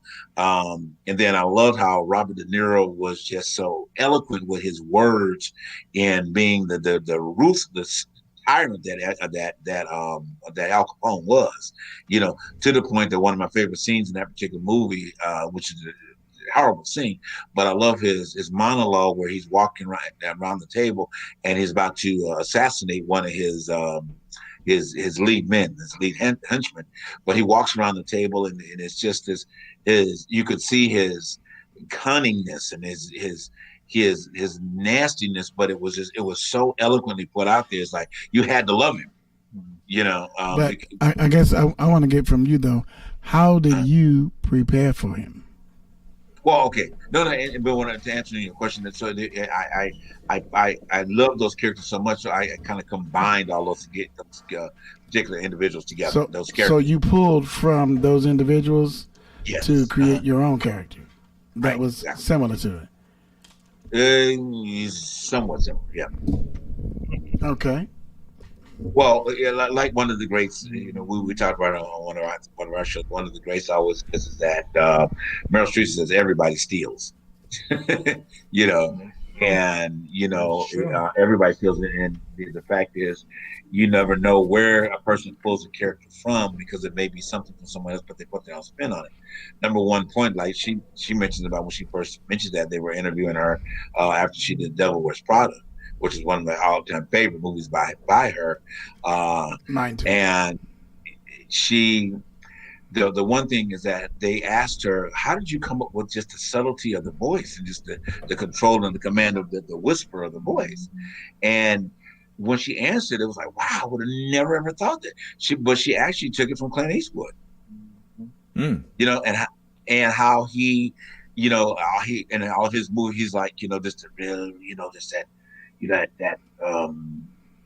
you know, whatever it was, you know, that he went, and that's how she pulled it, and she made Amanda Priestley really a Clint Eastwood in the delivery of a different way. So all of her mannerisms were based upon the idea that she stole from Clint Eastwood, you know, and how he, you know, delivered several characters, even down to the subtlety of her own voice, right? Exactly. And certain scenes when she said, Why is someone ready? "Why y'all ready?" or something like that, yeah. and long drawn words.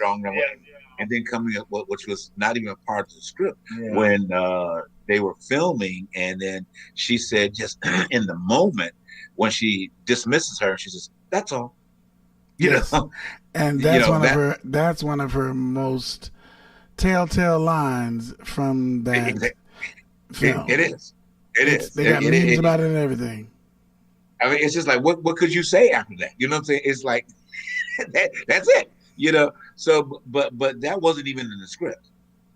Really? It was like, no, it wasn't even in the script. She was in that moment, and she was delivering the characters, and she was just like, "That's all."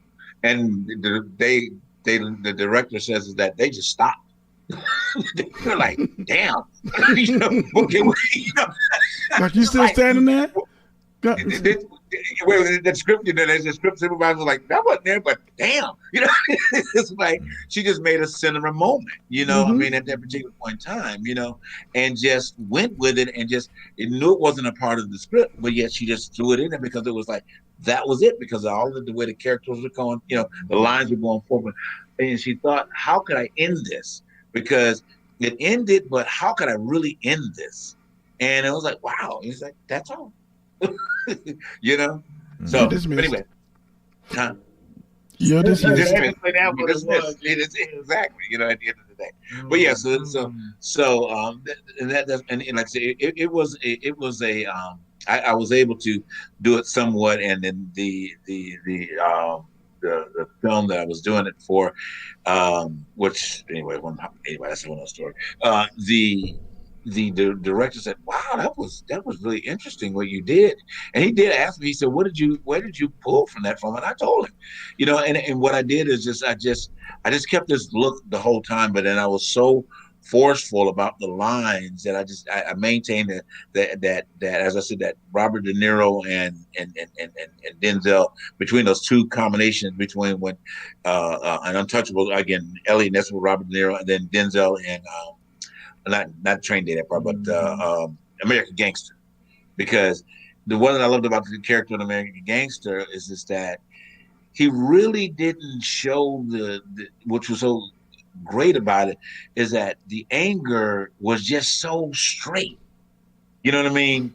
It wasn't variation. You know, it was so well done. It's like when you walked up and shot what's the name in the street. You know, you know what I mean?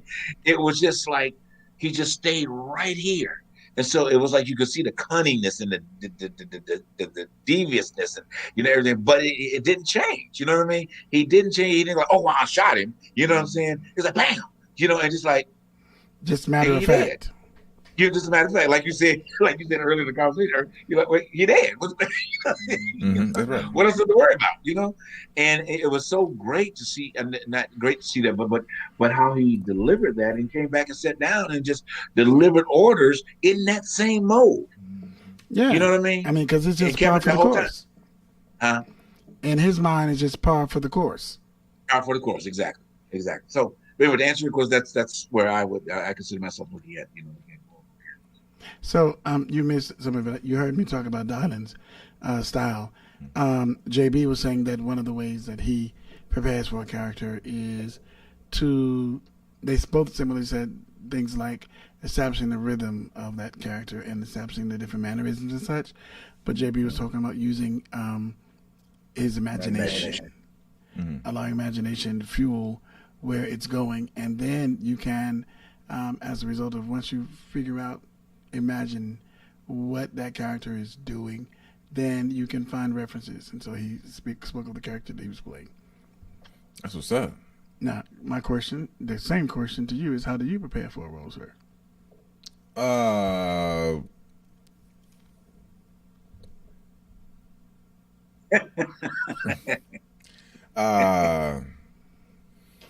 oh shit. You put it out there. Yeah, but I was just asking them questions. It wasn't supposed to come back to me. Oh, it wasn't. Okay, my bad. Well, yeah, it ain't about me, goddamn. It's about y'all. That's a lie you gonna tell right now. You gonna put that out there like that? Yeah, that's what I'm gonna say. I focus on relationships. That's it. Well, you really, if I remember you when you, especially from your teaching element and how you encourage fellow actors to dig deep in what it is, because you do give a great explanation on how you probably not in your present conscious of how you do it, but and the long times that we've shared and talked, and and I was so impressed about different ways that you find a way to get in there. You know what I'm saying? And which is so great about you is that you get in there. You know what I mean? And a lot of times it's very hard for people to get in there. That's why I was saying. I mean? That's why I just gave the short answer, because this show process is retarded. Yeah, right. Yeah, my process is crazy as hell. That's why I said. But at the end of it, the core of it is that I focus on relationships. Now that focusing on relationship spawns out into this fucking gargantuan, right? It just gets crazy. But it starts with the relationship. Gotcha. And if I may, because my method is very similar, I'm going to use this your beginning point to piggyback. All right, here we go. So that's relationship with himself, the character, relationship with all of the other participants that are in this particular scene or in this particular production, right? And then just relationships with his environment, where he's from, where he was born, and the whole backstory that is involved. And that relationship then governs, or it mandates, the actions, because they flow naturally and organically from the relationships that have been established. And therefore choices are made as a result of the relationships that have been created. Did I do that okay, sir? Fire. You did. I said fire. I want to go.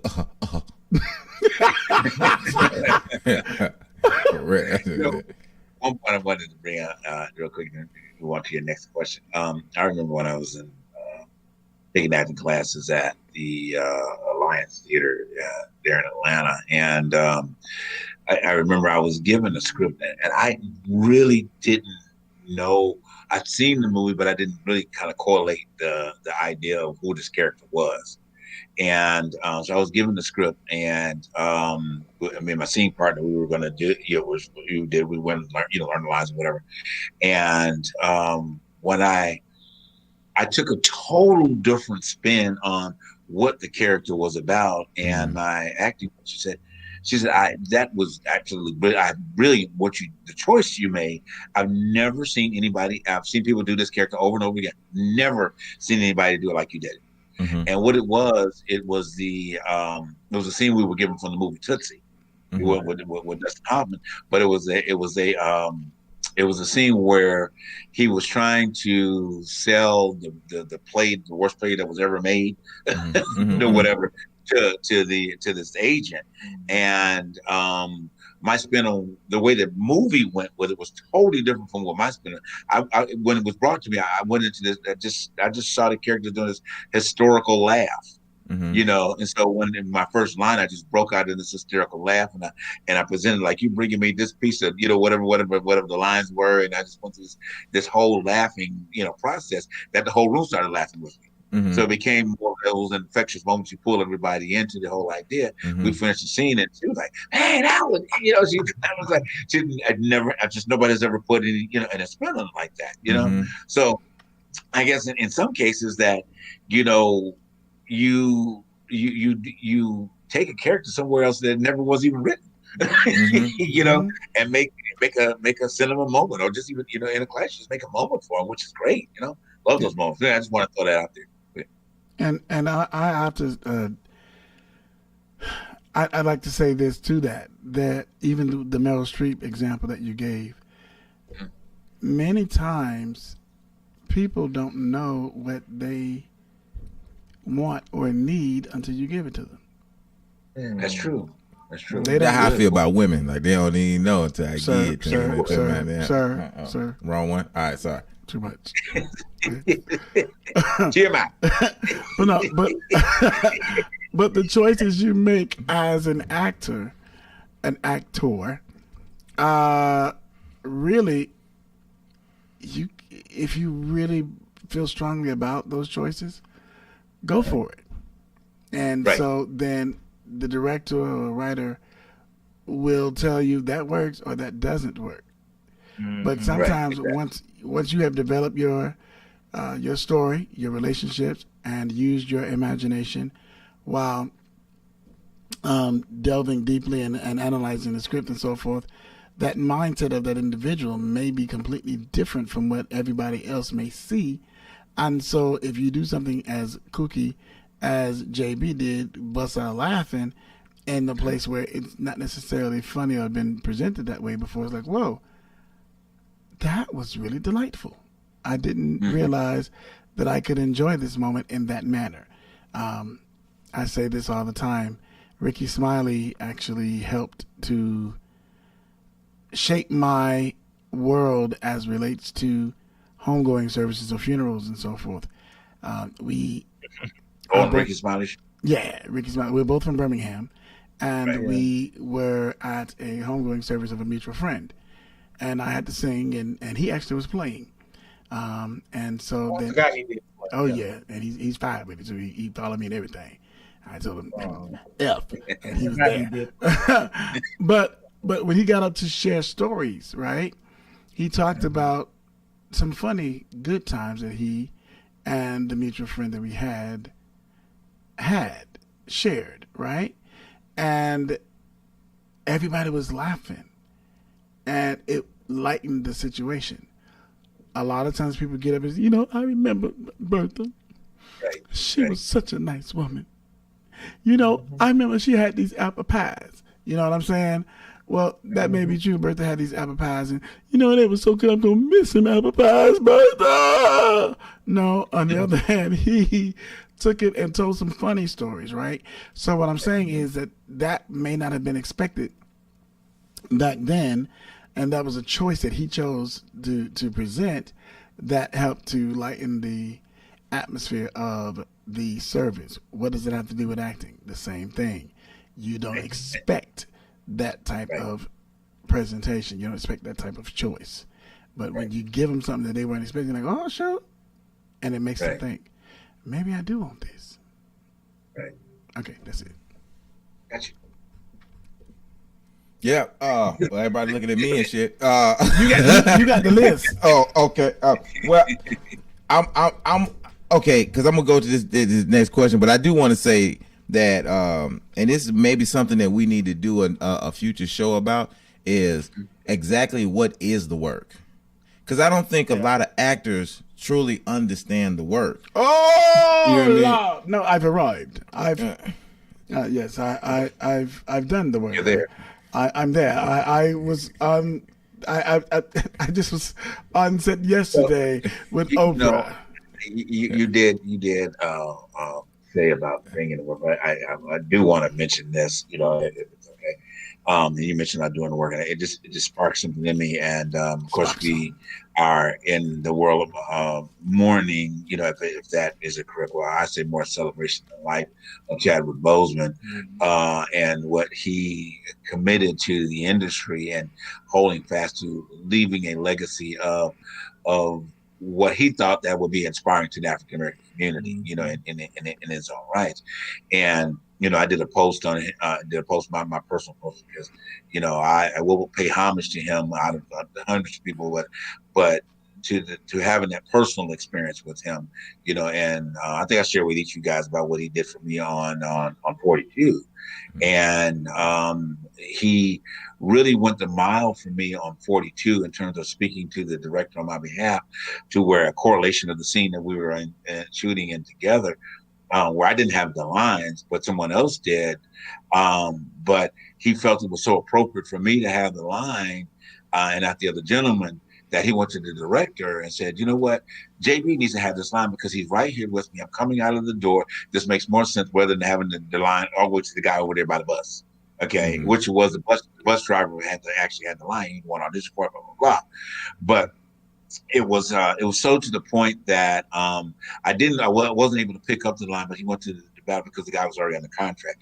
But in him doing that, the already had been casted as a higher paid person, and the director made sure that I got a day player role for being there in that particular character because he stepped up for me. Mm-hmm. You know what I mean? Mm-hmm. And he really thought, he was like, and the director came and he said, I really wish I could give you a line because it makes sense. You know what I'm saying? For you to be having this line, it was a very short line, but you know, having the line with him because of the dialogue, the way where everything is positioned, because you're the monarch coach, you're right here with him, da da da da da. Mm-hmm. But why it was arranged or set up, or you know, or storyboarded over here, we can't change that because of that particular actor has been, you know, we auditioned, and, you know, contract and all over my yards. But I will always remember that very dearly, is that private conversation that Chadwick had, and working with him that day on set. You know, with that being said, so paying homage to him, Chadwick, really appreciate it. One of the points about preparation of character, when he did the James Brown story, and they were just talking about on this segment they did about his life, is that he went so far into characterizations, developing that character, that he went and visited James Brown's daughter, and he got some of James Brown's old clothes. He actually slept around the clothes, what she said, so that he would just embody the whole thing. And then the rehearsals, and he would watch consistent videos of James and how he moved and how he would embody those movements. And when they would rehearse, he would shoot the scenes, they would shoot that particular day, then go back and rehearse again and do those particular scenes all over again, so that he'd be even better for the next day. You know, so I'm just bringing that up to say that even when you've probably developed a character, as much as he did, those that have seen the film, that you may have to go in and work even harder than while you're on set, which you should typically, but work harder even to developing that character, because each day you're on set, you're going to have to evolve into something different. The character will be the same, but each day, because the room is going to be different, the furniture is going to be different. So how is he going to adjust in this particular room? You know, one of the last point. One of the things I like about Nicolas Cage is that he talks about his acting techniques. Is that he is what is considered method. Social method acting, yeah. Yeah, well, he's a strong method actor, but he's probably he's probably one of the most brilliant method actors that are out there, because his ability to have a straight conversation with someone and then be able to go right into that character when the director says action is what they say, which is really amazing. But one of the things that he talks about that he does is that when he gets to set, he goes in the room, each room there he is, and he touches the furniture. He touches everything. He be laying hands. Yeah, exactly, laying hands. But he goes in and touches the furniture. He touches everything that's a part of that particular scene. So it makes him gets even further into his personal research about how the character will feel in that particular setting. Right. Yeah. Right. So, but anyway, just want to bring those points up. Yeah, it's good. You hit strong on what I was talking about with the work. Because you know the thing that I feel like when I say actors don't know what the work is what makes that character come to life is really small or nuanced things. Right. Like when I'm thinking about something, my tone doesn't change, but my pause may be a bit longer, or I do my fingers like this. You know what I mean? Like that. Wait, but you just elaborated on what I just told Coach a few minutes ago in the dot to the script. So this is just confirmation as to your point now. Is that what I just said a few minutes ago? Yeah. Right. Well, You're yeah. out of the room at that point, but yeah. Oh, but I was out that's of the room. exactly what I just said. You're out of the room when I said that. But go ahead. Okay, Sorry. yeah. But that exactly. So that's it. That's what I mean by the work, and a lot of actors don't know, because if you really go deep into that character, you're gonna pull things from that character that only you being you as an actor, only you and that character would be able to find some sort of synergy and bring that part out. That's why that coach was like, nobody else had done that role the way that you had done it, because nobody else can form a relationship with that character the way you form the relationship with the character, because nobody else can be you. Right. That's true. You see what I'm saying? And that is a major part of the work.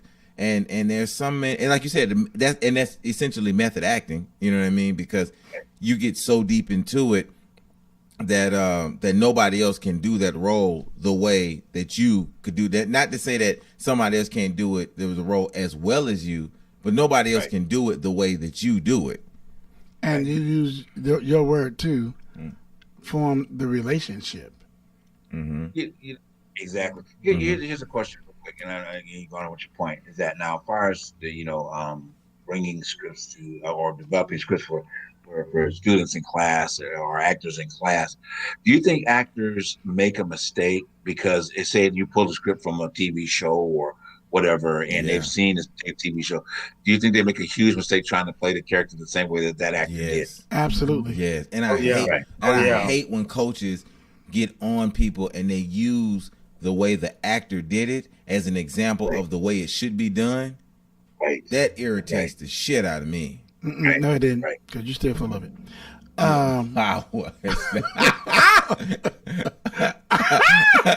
Booyaka! Yeah. But yeah, I totally, I'm with him.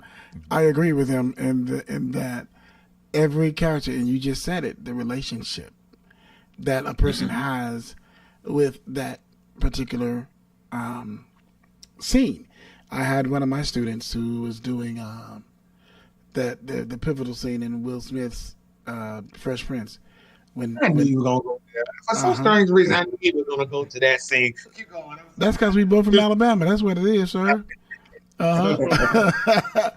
But I was coaching this guy, and he was trying to do that scene exactly like Will. Oh, wow. And I was like, bruh. You know what I'm talking about? I had to get him to relate on his own level. And so when he decided to throw away the way Will did it, find his own rhythm, find his own meanings behind the words that he was saying, find his own girls that he was going to be dating when he goes to college, have that imagination and tie it into the way he presented that thing to Uncle Phil, then it became believable and it was a remarkable piece. But I'm totally in disagreement when coach encourages you to act like somebody else, because that's the problem. You're acting, and the key in acting effectively is becoming and being, so that you're not having to act. Right. Even in that scene when Will Smith was going and was him and Avery was going when he was trying to express his feeling towards Uncle Phil. Even Uncle Phil, even at the look, even in the midst of all of the taping and the rehearsing, he had to even coach Will into believing in the words. It's so funny you said that, because even in his experience delivering the actual script, the words to Uncle Phil, Uncle Phil kept saying, "That's not it. You're not there yet. You're not there yet. You're not there yet. You're not there yet." Until the actual taping, and he burst into tears. And in the moment, he said, "You finally can act. You finally did it. You did it." Mm-hmm. And that was Will Smith's first experience of living towards being the actor that he didn't know that he could be. And I think, coaching that person to find his own way within that script, it parallels with what Will Smith was going through in that moment on set. Even in the rehearsal situation, it wasn't there, but having to get it, figure it out, the same with you having to coach him. It's kind of, interesting. It is. Right, having to coach you to talk into that mic. Oh my gosh. This mic does not like me. I'm just so all over. Okay. Just talk natural in it. No, it's not that. We're so we hear you great now, sir. But what happens when you turn your head to the direction away from JB, or when you put your hand up to your face, then we lose you, sir. But we heard everything you said. He just sounded far away at certain times. Mm-hmm. All right, so let's go on to the next one, though. But yeah, we on that. All right. So the next one, and I definitely want to get y'all take on this, is the audition process. Here's the question that I want to propose. Because both of you are actors and have auditioned in Atlanta. Yes. And there are so many actors that feel like the road to glory is LA. If I can just get to LA, it can all happen. So what have you seen that's different as far as the talent, the way auditions are being held? What's different between auditioning in LA versus auditioning in Atlanta? Well, first of all, there's not too much auditioning going on out here because of COVID. So, right now. However, basically everything is on tape. Right, yeah. Basically, almost everything is on tape these days. I was getting ready to tell you. There's been several auditions that just have been on tape. Yeah. Okay. I just didn't want to, I ain't want to throw it out like that. But if somebody started laughing all extra loud, then you had to say something. But go ahead, brother. Gotcha. Let's go pre-COVID. Pre-COVID. Okay. There we go. Pre-COVID. Well, I think that what happens, especially with the Atlanta, actors, and of course being a part of it, obviously had to coach people to a different place, with that understanding, is that the expectation to go from auditioning for a mini budget, low budget film to trying to be a star on on ABC or NBC or I'm just using those examples of even BET or whatever. Most of them don't realize is that the audition process is a very long step process. It doesn't go from that very first one or that point, that read that you send a tape in. If they like you, they call you. Okay. But then guess what? They're going to call you again. And then they're going to call you one more time. And then they're going to call you a third time, and then maybe even a fourth time. If you're that good, I'm just saying if you're that good that you make it to that particular level, because most actors think that one audition takes them from here to there. No. And it doesn't.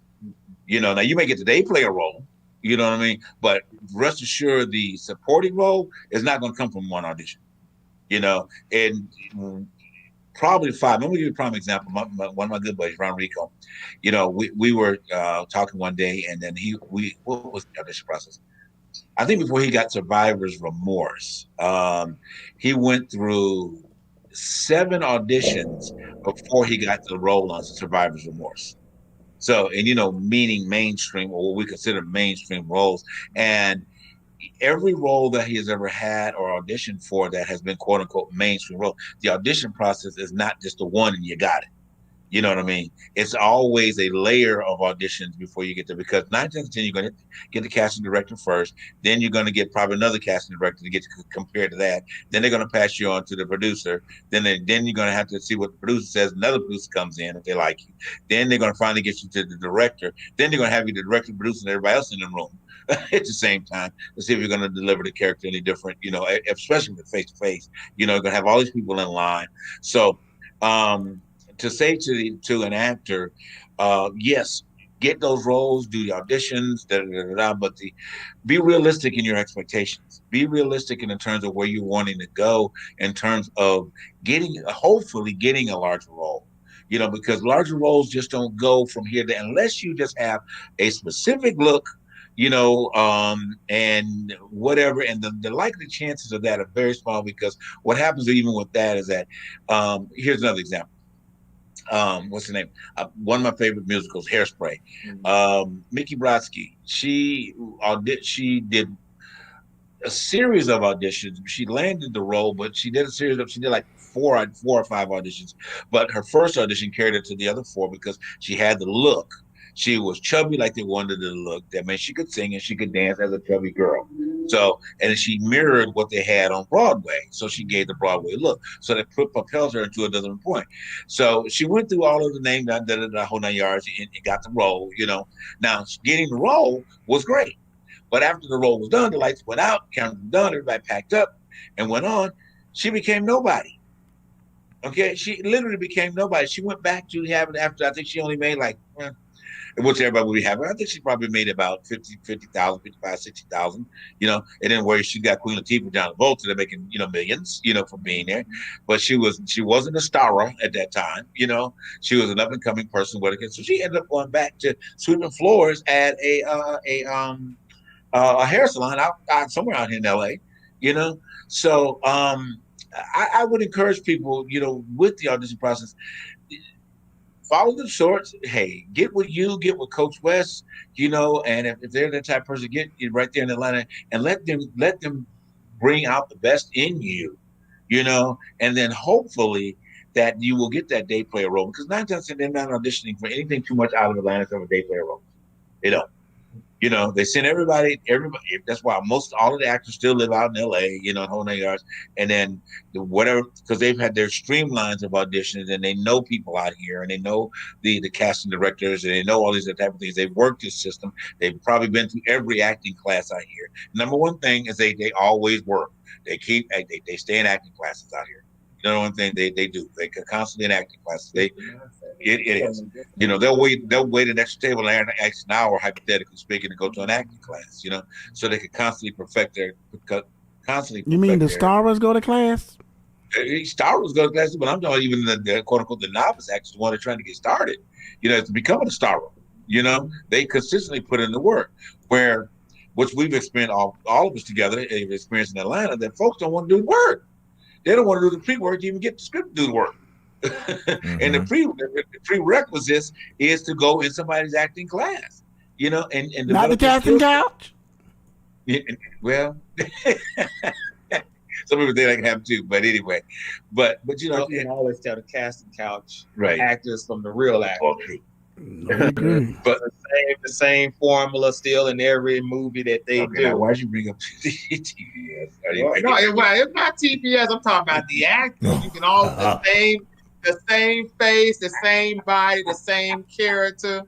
The same situation in bed, out of bed. Mm-hmm. You become the character that you created on the couch. You see that in every movie. Okay. So you already know. Right. That's a casting couch. It has to be either male or female. Bodybuilder, non-bodybuilder. I'm done with him. I am done with him. Your partner. I am done with him. But I'm gonna put it this way. Okay, you see me? Just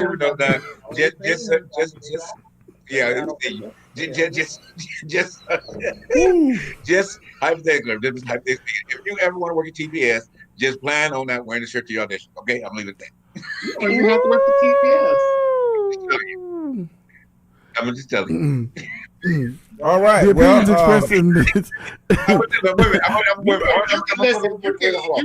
A buddy of mine has a great friend that is on a current show.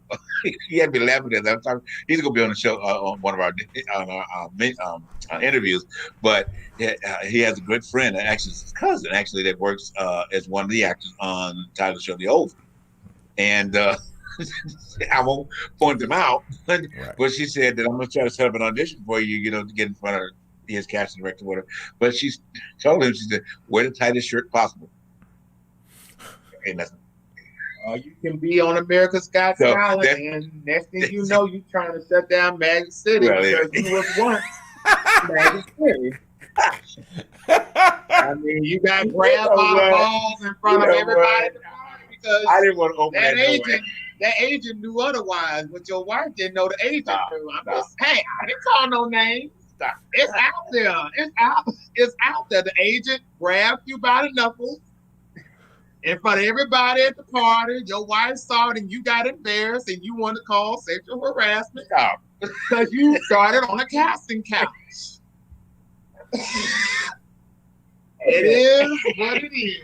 And now you want to shut down Magic City.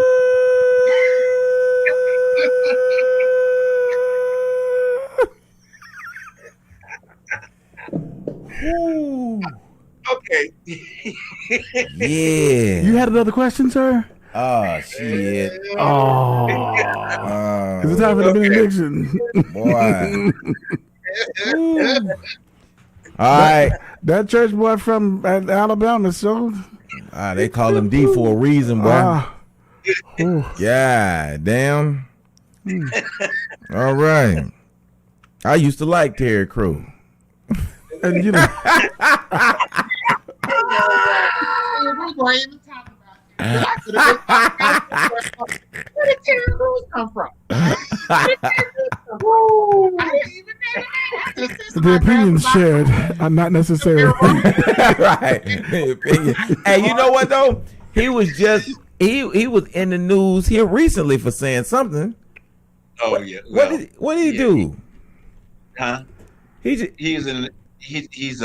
trying to shut down Pornhub. Mm-hmm.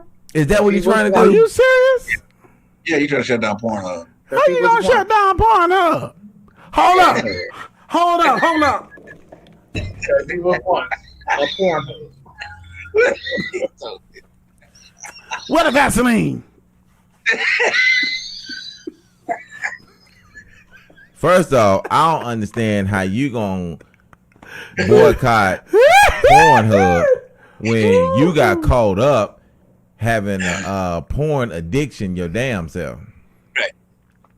To the point where you had to go get therapy for your porn addiction. Whoopsie. But he's been delivered. Yeah, you delivered your ass right on over there to Magic City. That's why you got an issue with Magic City. No, that white agent delivered him. Say what now? Who delivered him?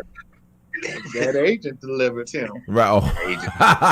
Delivered him. Grabbed him out of grabbing. And I was the wife the other night. Well, it ain't no secret. I mean, hell, everybody know, man. It is what it is. Yeah, it is what it is. Look, y'all have not seen the show Hollywood on Netflix, right?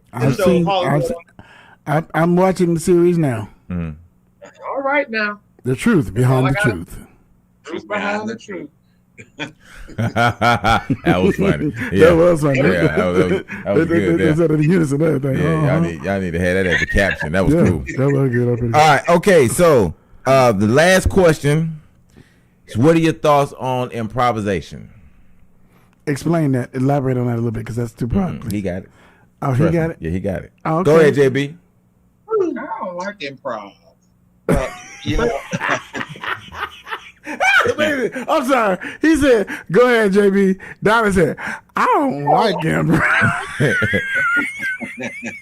That's improv right now. You know, here's the thing about improv. You know, I mean, you know, to me, I think it's probably one of the highest skill sets in acting. I agree. The reason I say that, you know, reason I said it because it's one of the ways that you can always say that you're in the moment because you have to be in a moment in improv. Absolutely. You know, and there's no way around it because to have the ability to think on your feet and to drive whatever character's been given to you consistently until your character exits the scene or whatever the case may be is a strong skill set, you know, to be able to, and to be able to continuously come up with lines to feed it, to keep it interesting, be it serious or comedy. You know, comedy is a way because as long as you keep people laughing, it works very well, and you have that moment. But if you're in a serious dialogue and be able to consistently have a dialogue back and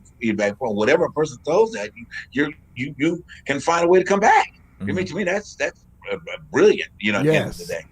Damn. You know, it's easy, and I don't say it's easy, but it's relatively easy when you know that somebody's going to be feeding you a line that you're used to, that you already preset yourself to react to. But I think that's why you know what I mean. lot of Meaning actors, and script.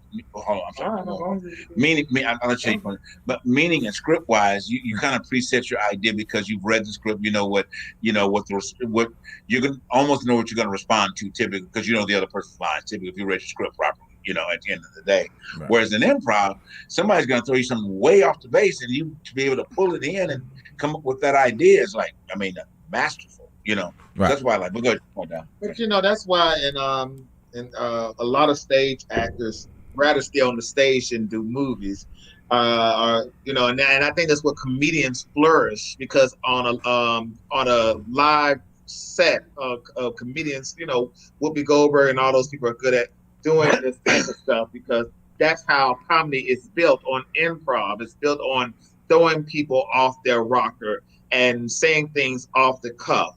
Where a stage actor from either Broadway or some summer stock who knows the script, who studies the script, who goes by the word of the script, and who worships the writer's word. Let's just say it like that. They don't like improv because it's like at the end of the day, I'm stuck on this script and I'm not going no further off the script than where you're trying to take me. There's an old story, you know, Frank Sinatra never liked it, Marlon Brando, because every time, even in the movie Guys and Dolls, which is a musical, they played together and Marlon Brando played the lead, I believe. And well, they both were the lead. This is said like that. Every time they did a scene together, Marlon, coming from that school of improv, did something always totally different. He did everything from the movements to the way he did his head and his hands. And Frank just didn't understand, why don't you stick to what we rehearsed? We rehearsed this scene before we did the tape. Now you're doing something totally different, and I don't know how to work towards what you got going, and it's throwing me off, man. Can you stick to what we rehearsed? Damn, did you talk to him? Wait a minute now. But see, that was the situation back in old Hollywood because you had a lot of stars in that time period who were studio trained instead of being trained in New York style of acting, which was called back in the day. New York trained acting. You think about Sidney Poitier and Marlon Brando, Clint Eastwood, all these people who came from the classes of New York to Hollywood. It threw a lot of old people from Hollywood off, like, where's this coming from? Because we only know how to go by the script. And I think that's where a lot of you, like I say, a lot of your stage actors do not like improv, even though they're now teaching improv on stage. Don't get me wrong. It is on stage. They just do not like it because they're not disciplined in that way of in that way of acting, yeah. My point to that, quick, 1 second, is I was just gonna throw that out there when you were making the point about the two of them and how Brando through Frank Sinatra Monkey. To me, at that point, is that I was gonna say, well, who established was the better actor? Marlon Brando. Well, even though Frank had won an Oscar, but still though they both won Oscars. But yeah, I see their technique was Marlon was 10 times better than Frank. Well, all I gotta say is, darling, that's the most passionate I've seen you all night, boy. You done closed your eyes and went into sermon mode. That boy said, you know, they get on my nerves. These improv actors, and boy, you you felt that thing, didn't you?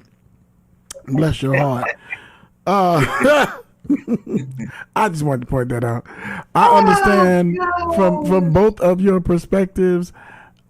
Me personally, I appreciate the script. Personally, I do appreciate the script and the discipline to be able to adhere to the script. However,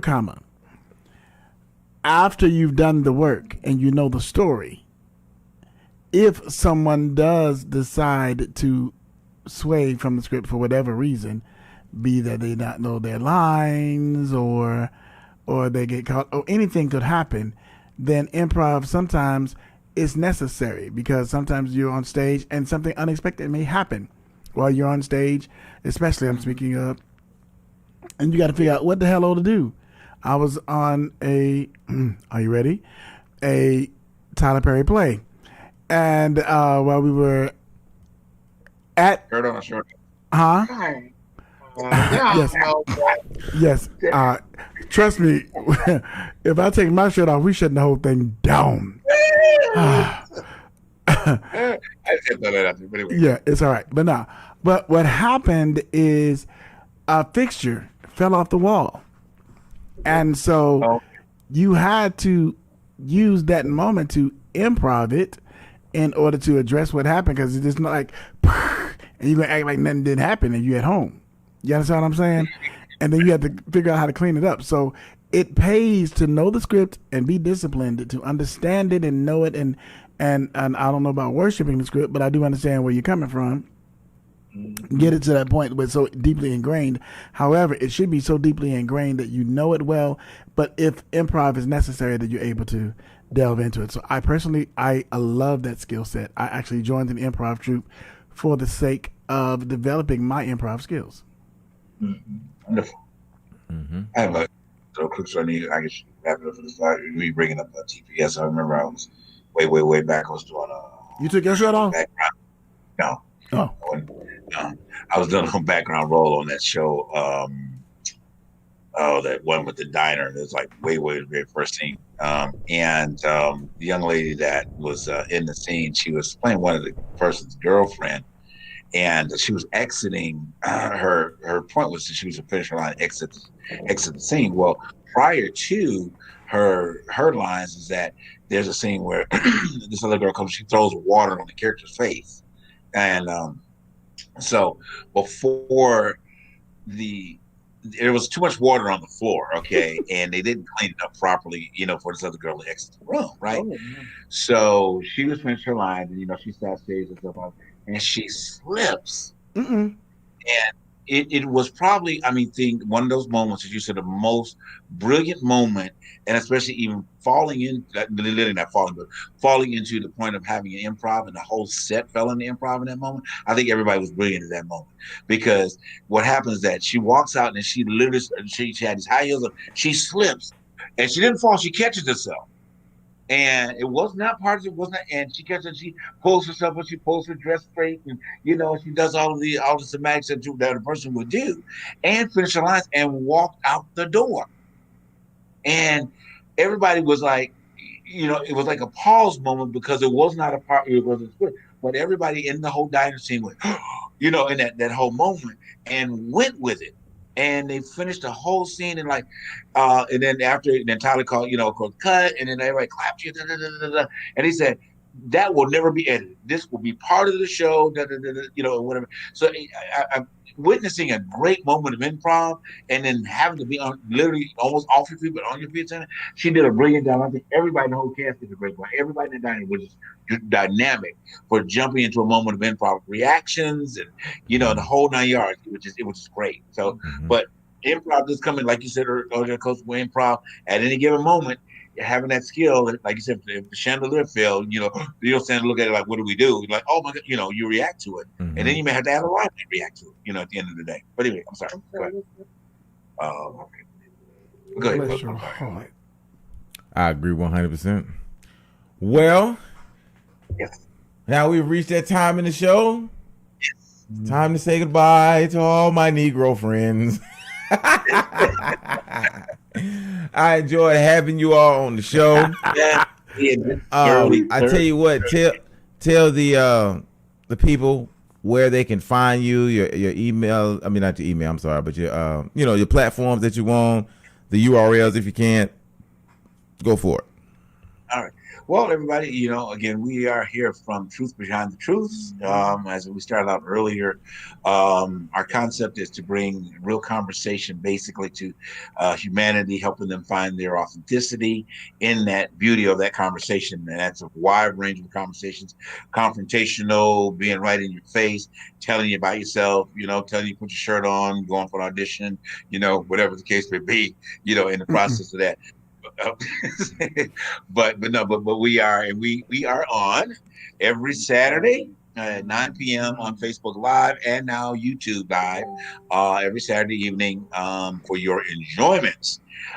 We will have my gracious and brothers of the A will be on with us again this week, this coming Saturday, to finish up some great conversations that we had. We've talked about we've talked about the Actor Symposium, which we encourage you guys to tune into us week by week to see the different the array of great actors that we're having coming on, sharing their stories, sharing their life, to bring into this great conversation that we're all going to have eventually down the road. And go back and look at all of our videos. We got over 20 something on Facebook. So go to Facebook page. Go just type it in your search, The Truth Behind the Truth. It'll take you right there. Go to every video from relationships. They're all out there for your taking and liking. Another thing, buy the T-shirt. The link is there. That's right. The link is there on the Truth Behind Truth page as well. Support us in that aspect of it. And we'd love you guys. If you got any questions, there's an email button there. You can always email us at the Truth Behind Truth as well. Just go to our page. There's an email button there to send questions or whatever you have about us. Got anything you want to add? You said a mouthful. Don't see. But yeah, so we love being a part of this. And thank you guys for having us on tonight. I mean, it's been a joy. I think we had some wonderful conversation. I hope you recorded this. Oh yeah, absolutely. Absolutely. For what it is, and as impactful as the four of us are in this range of media, and hopefully that we'll be able to expand it furtherly into a point to be the influential part of society that we are. Because if people look at the politicians, they ain't gonna find them. Sure they ain't gonna find it in the White House. That's right. But the true conversation happens right here. That's right. And like you said earlier, this really should have been part of the movie. At the end of the day, but actually it was because you did take it. That's right. But guys, thank you so much for having us tonight. We really, really appreciate the opportunity and love to do it again anytime you guys want to. And we will see y'all Saturday. Absolutely, brother. Absolutely. Y'all take care. And it's another episode that's in the books. Yeah. All right. Peace in the Middle East.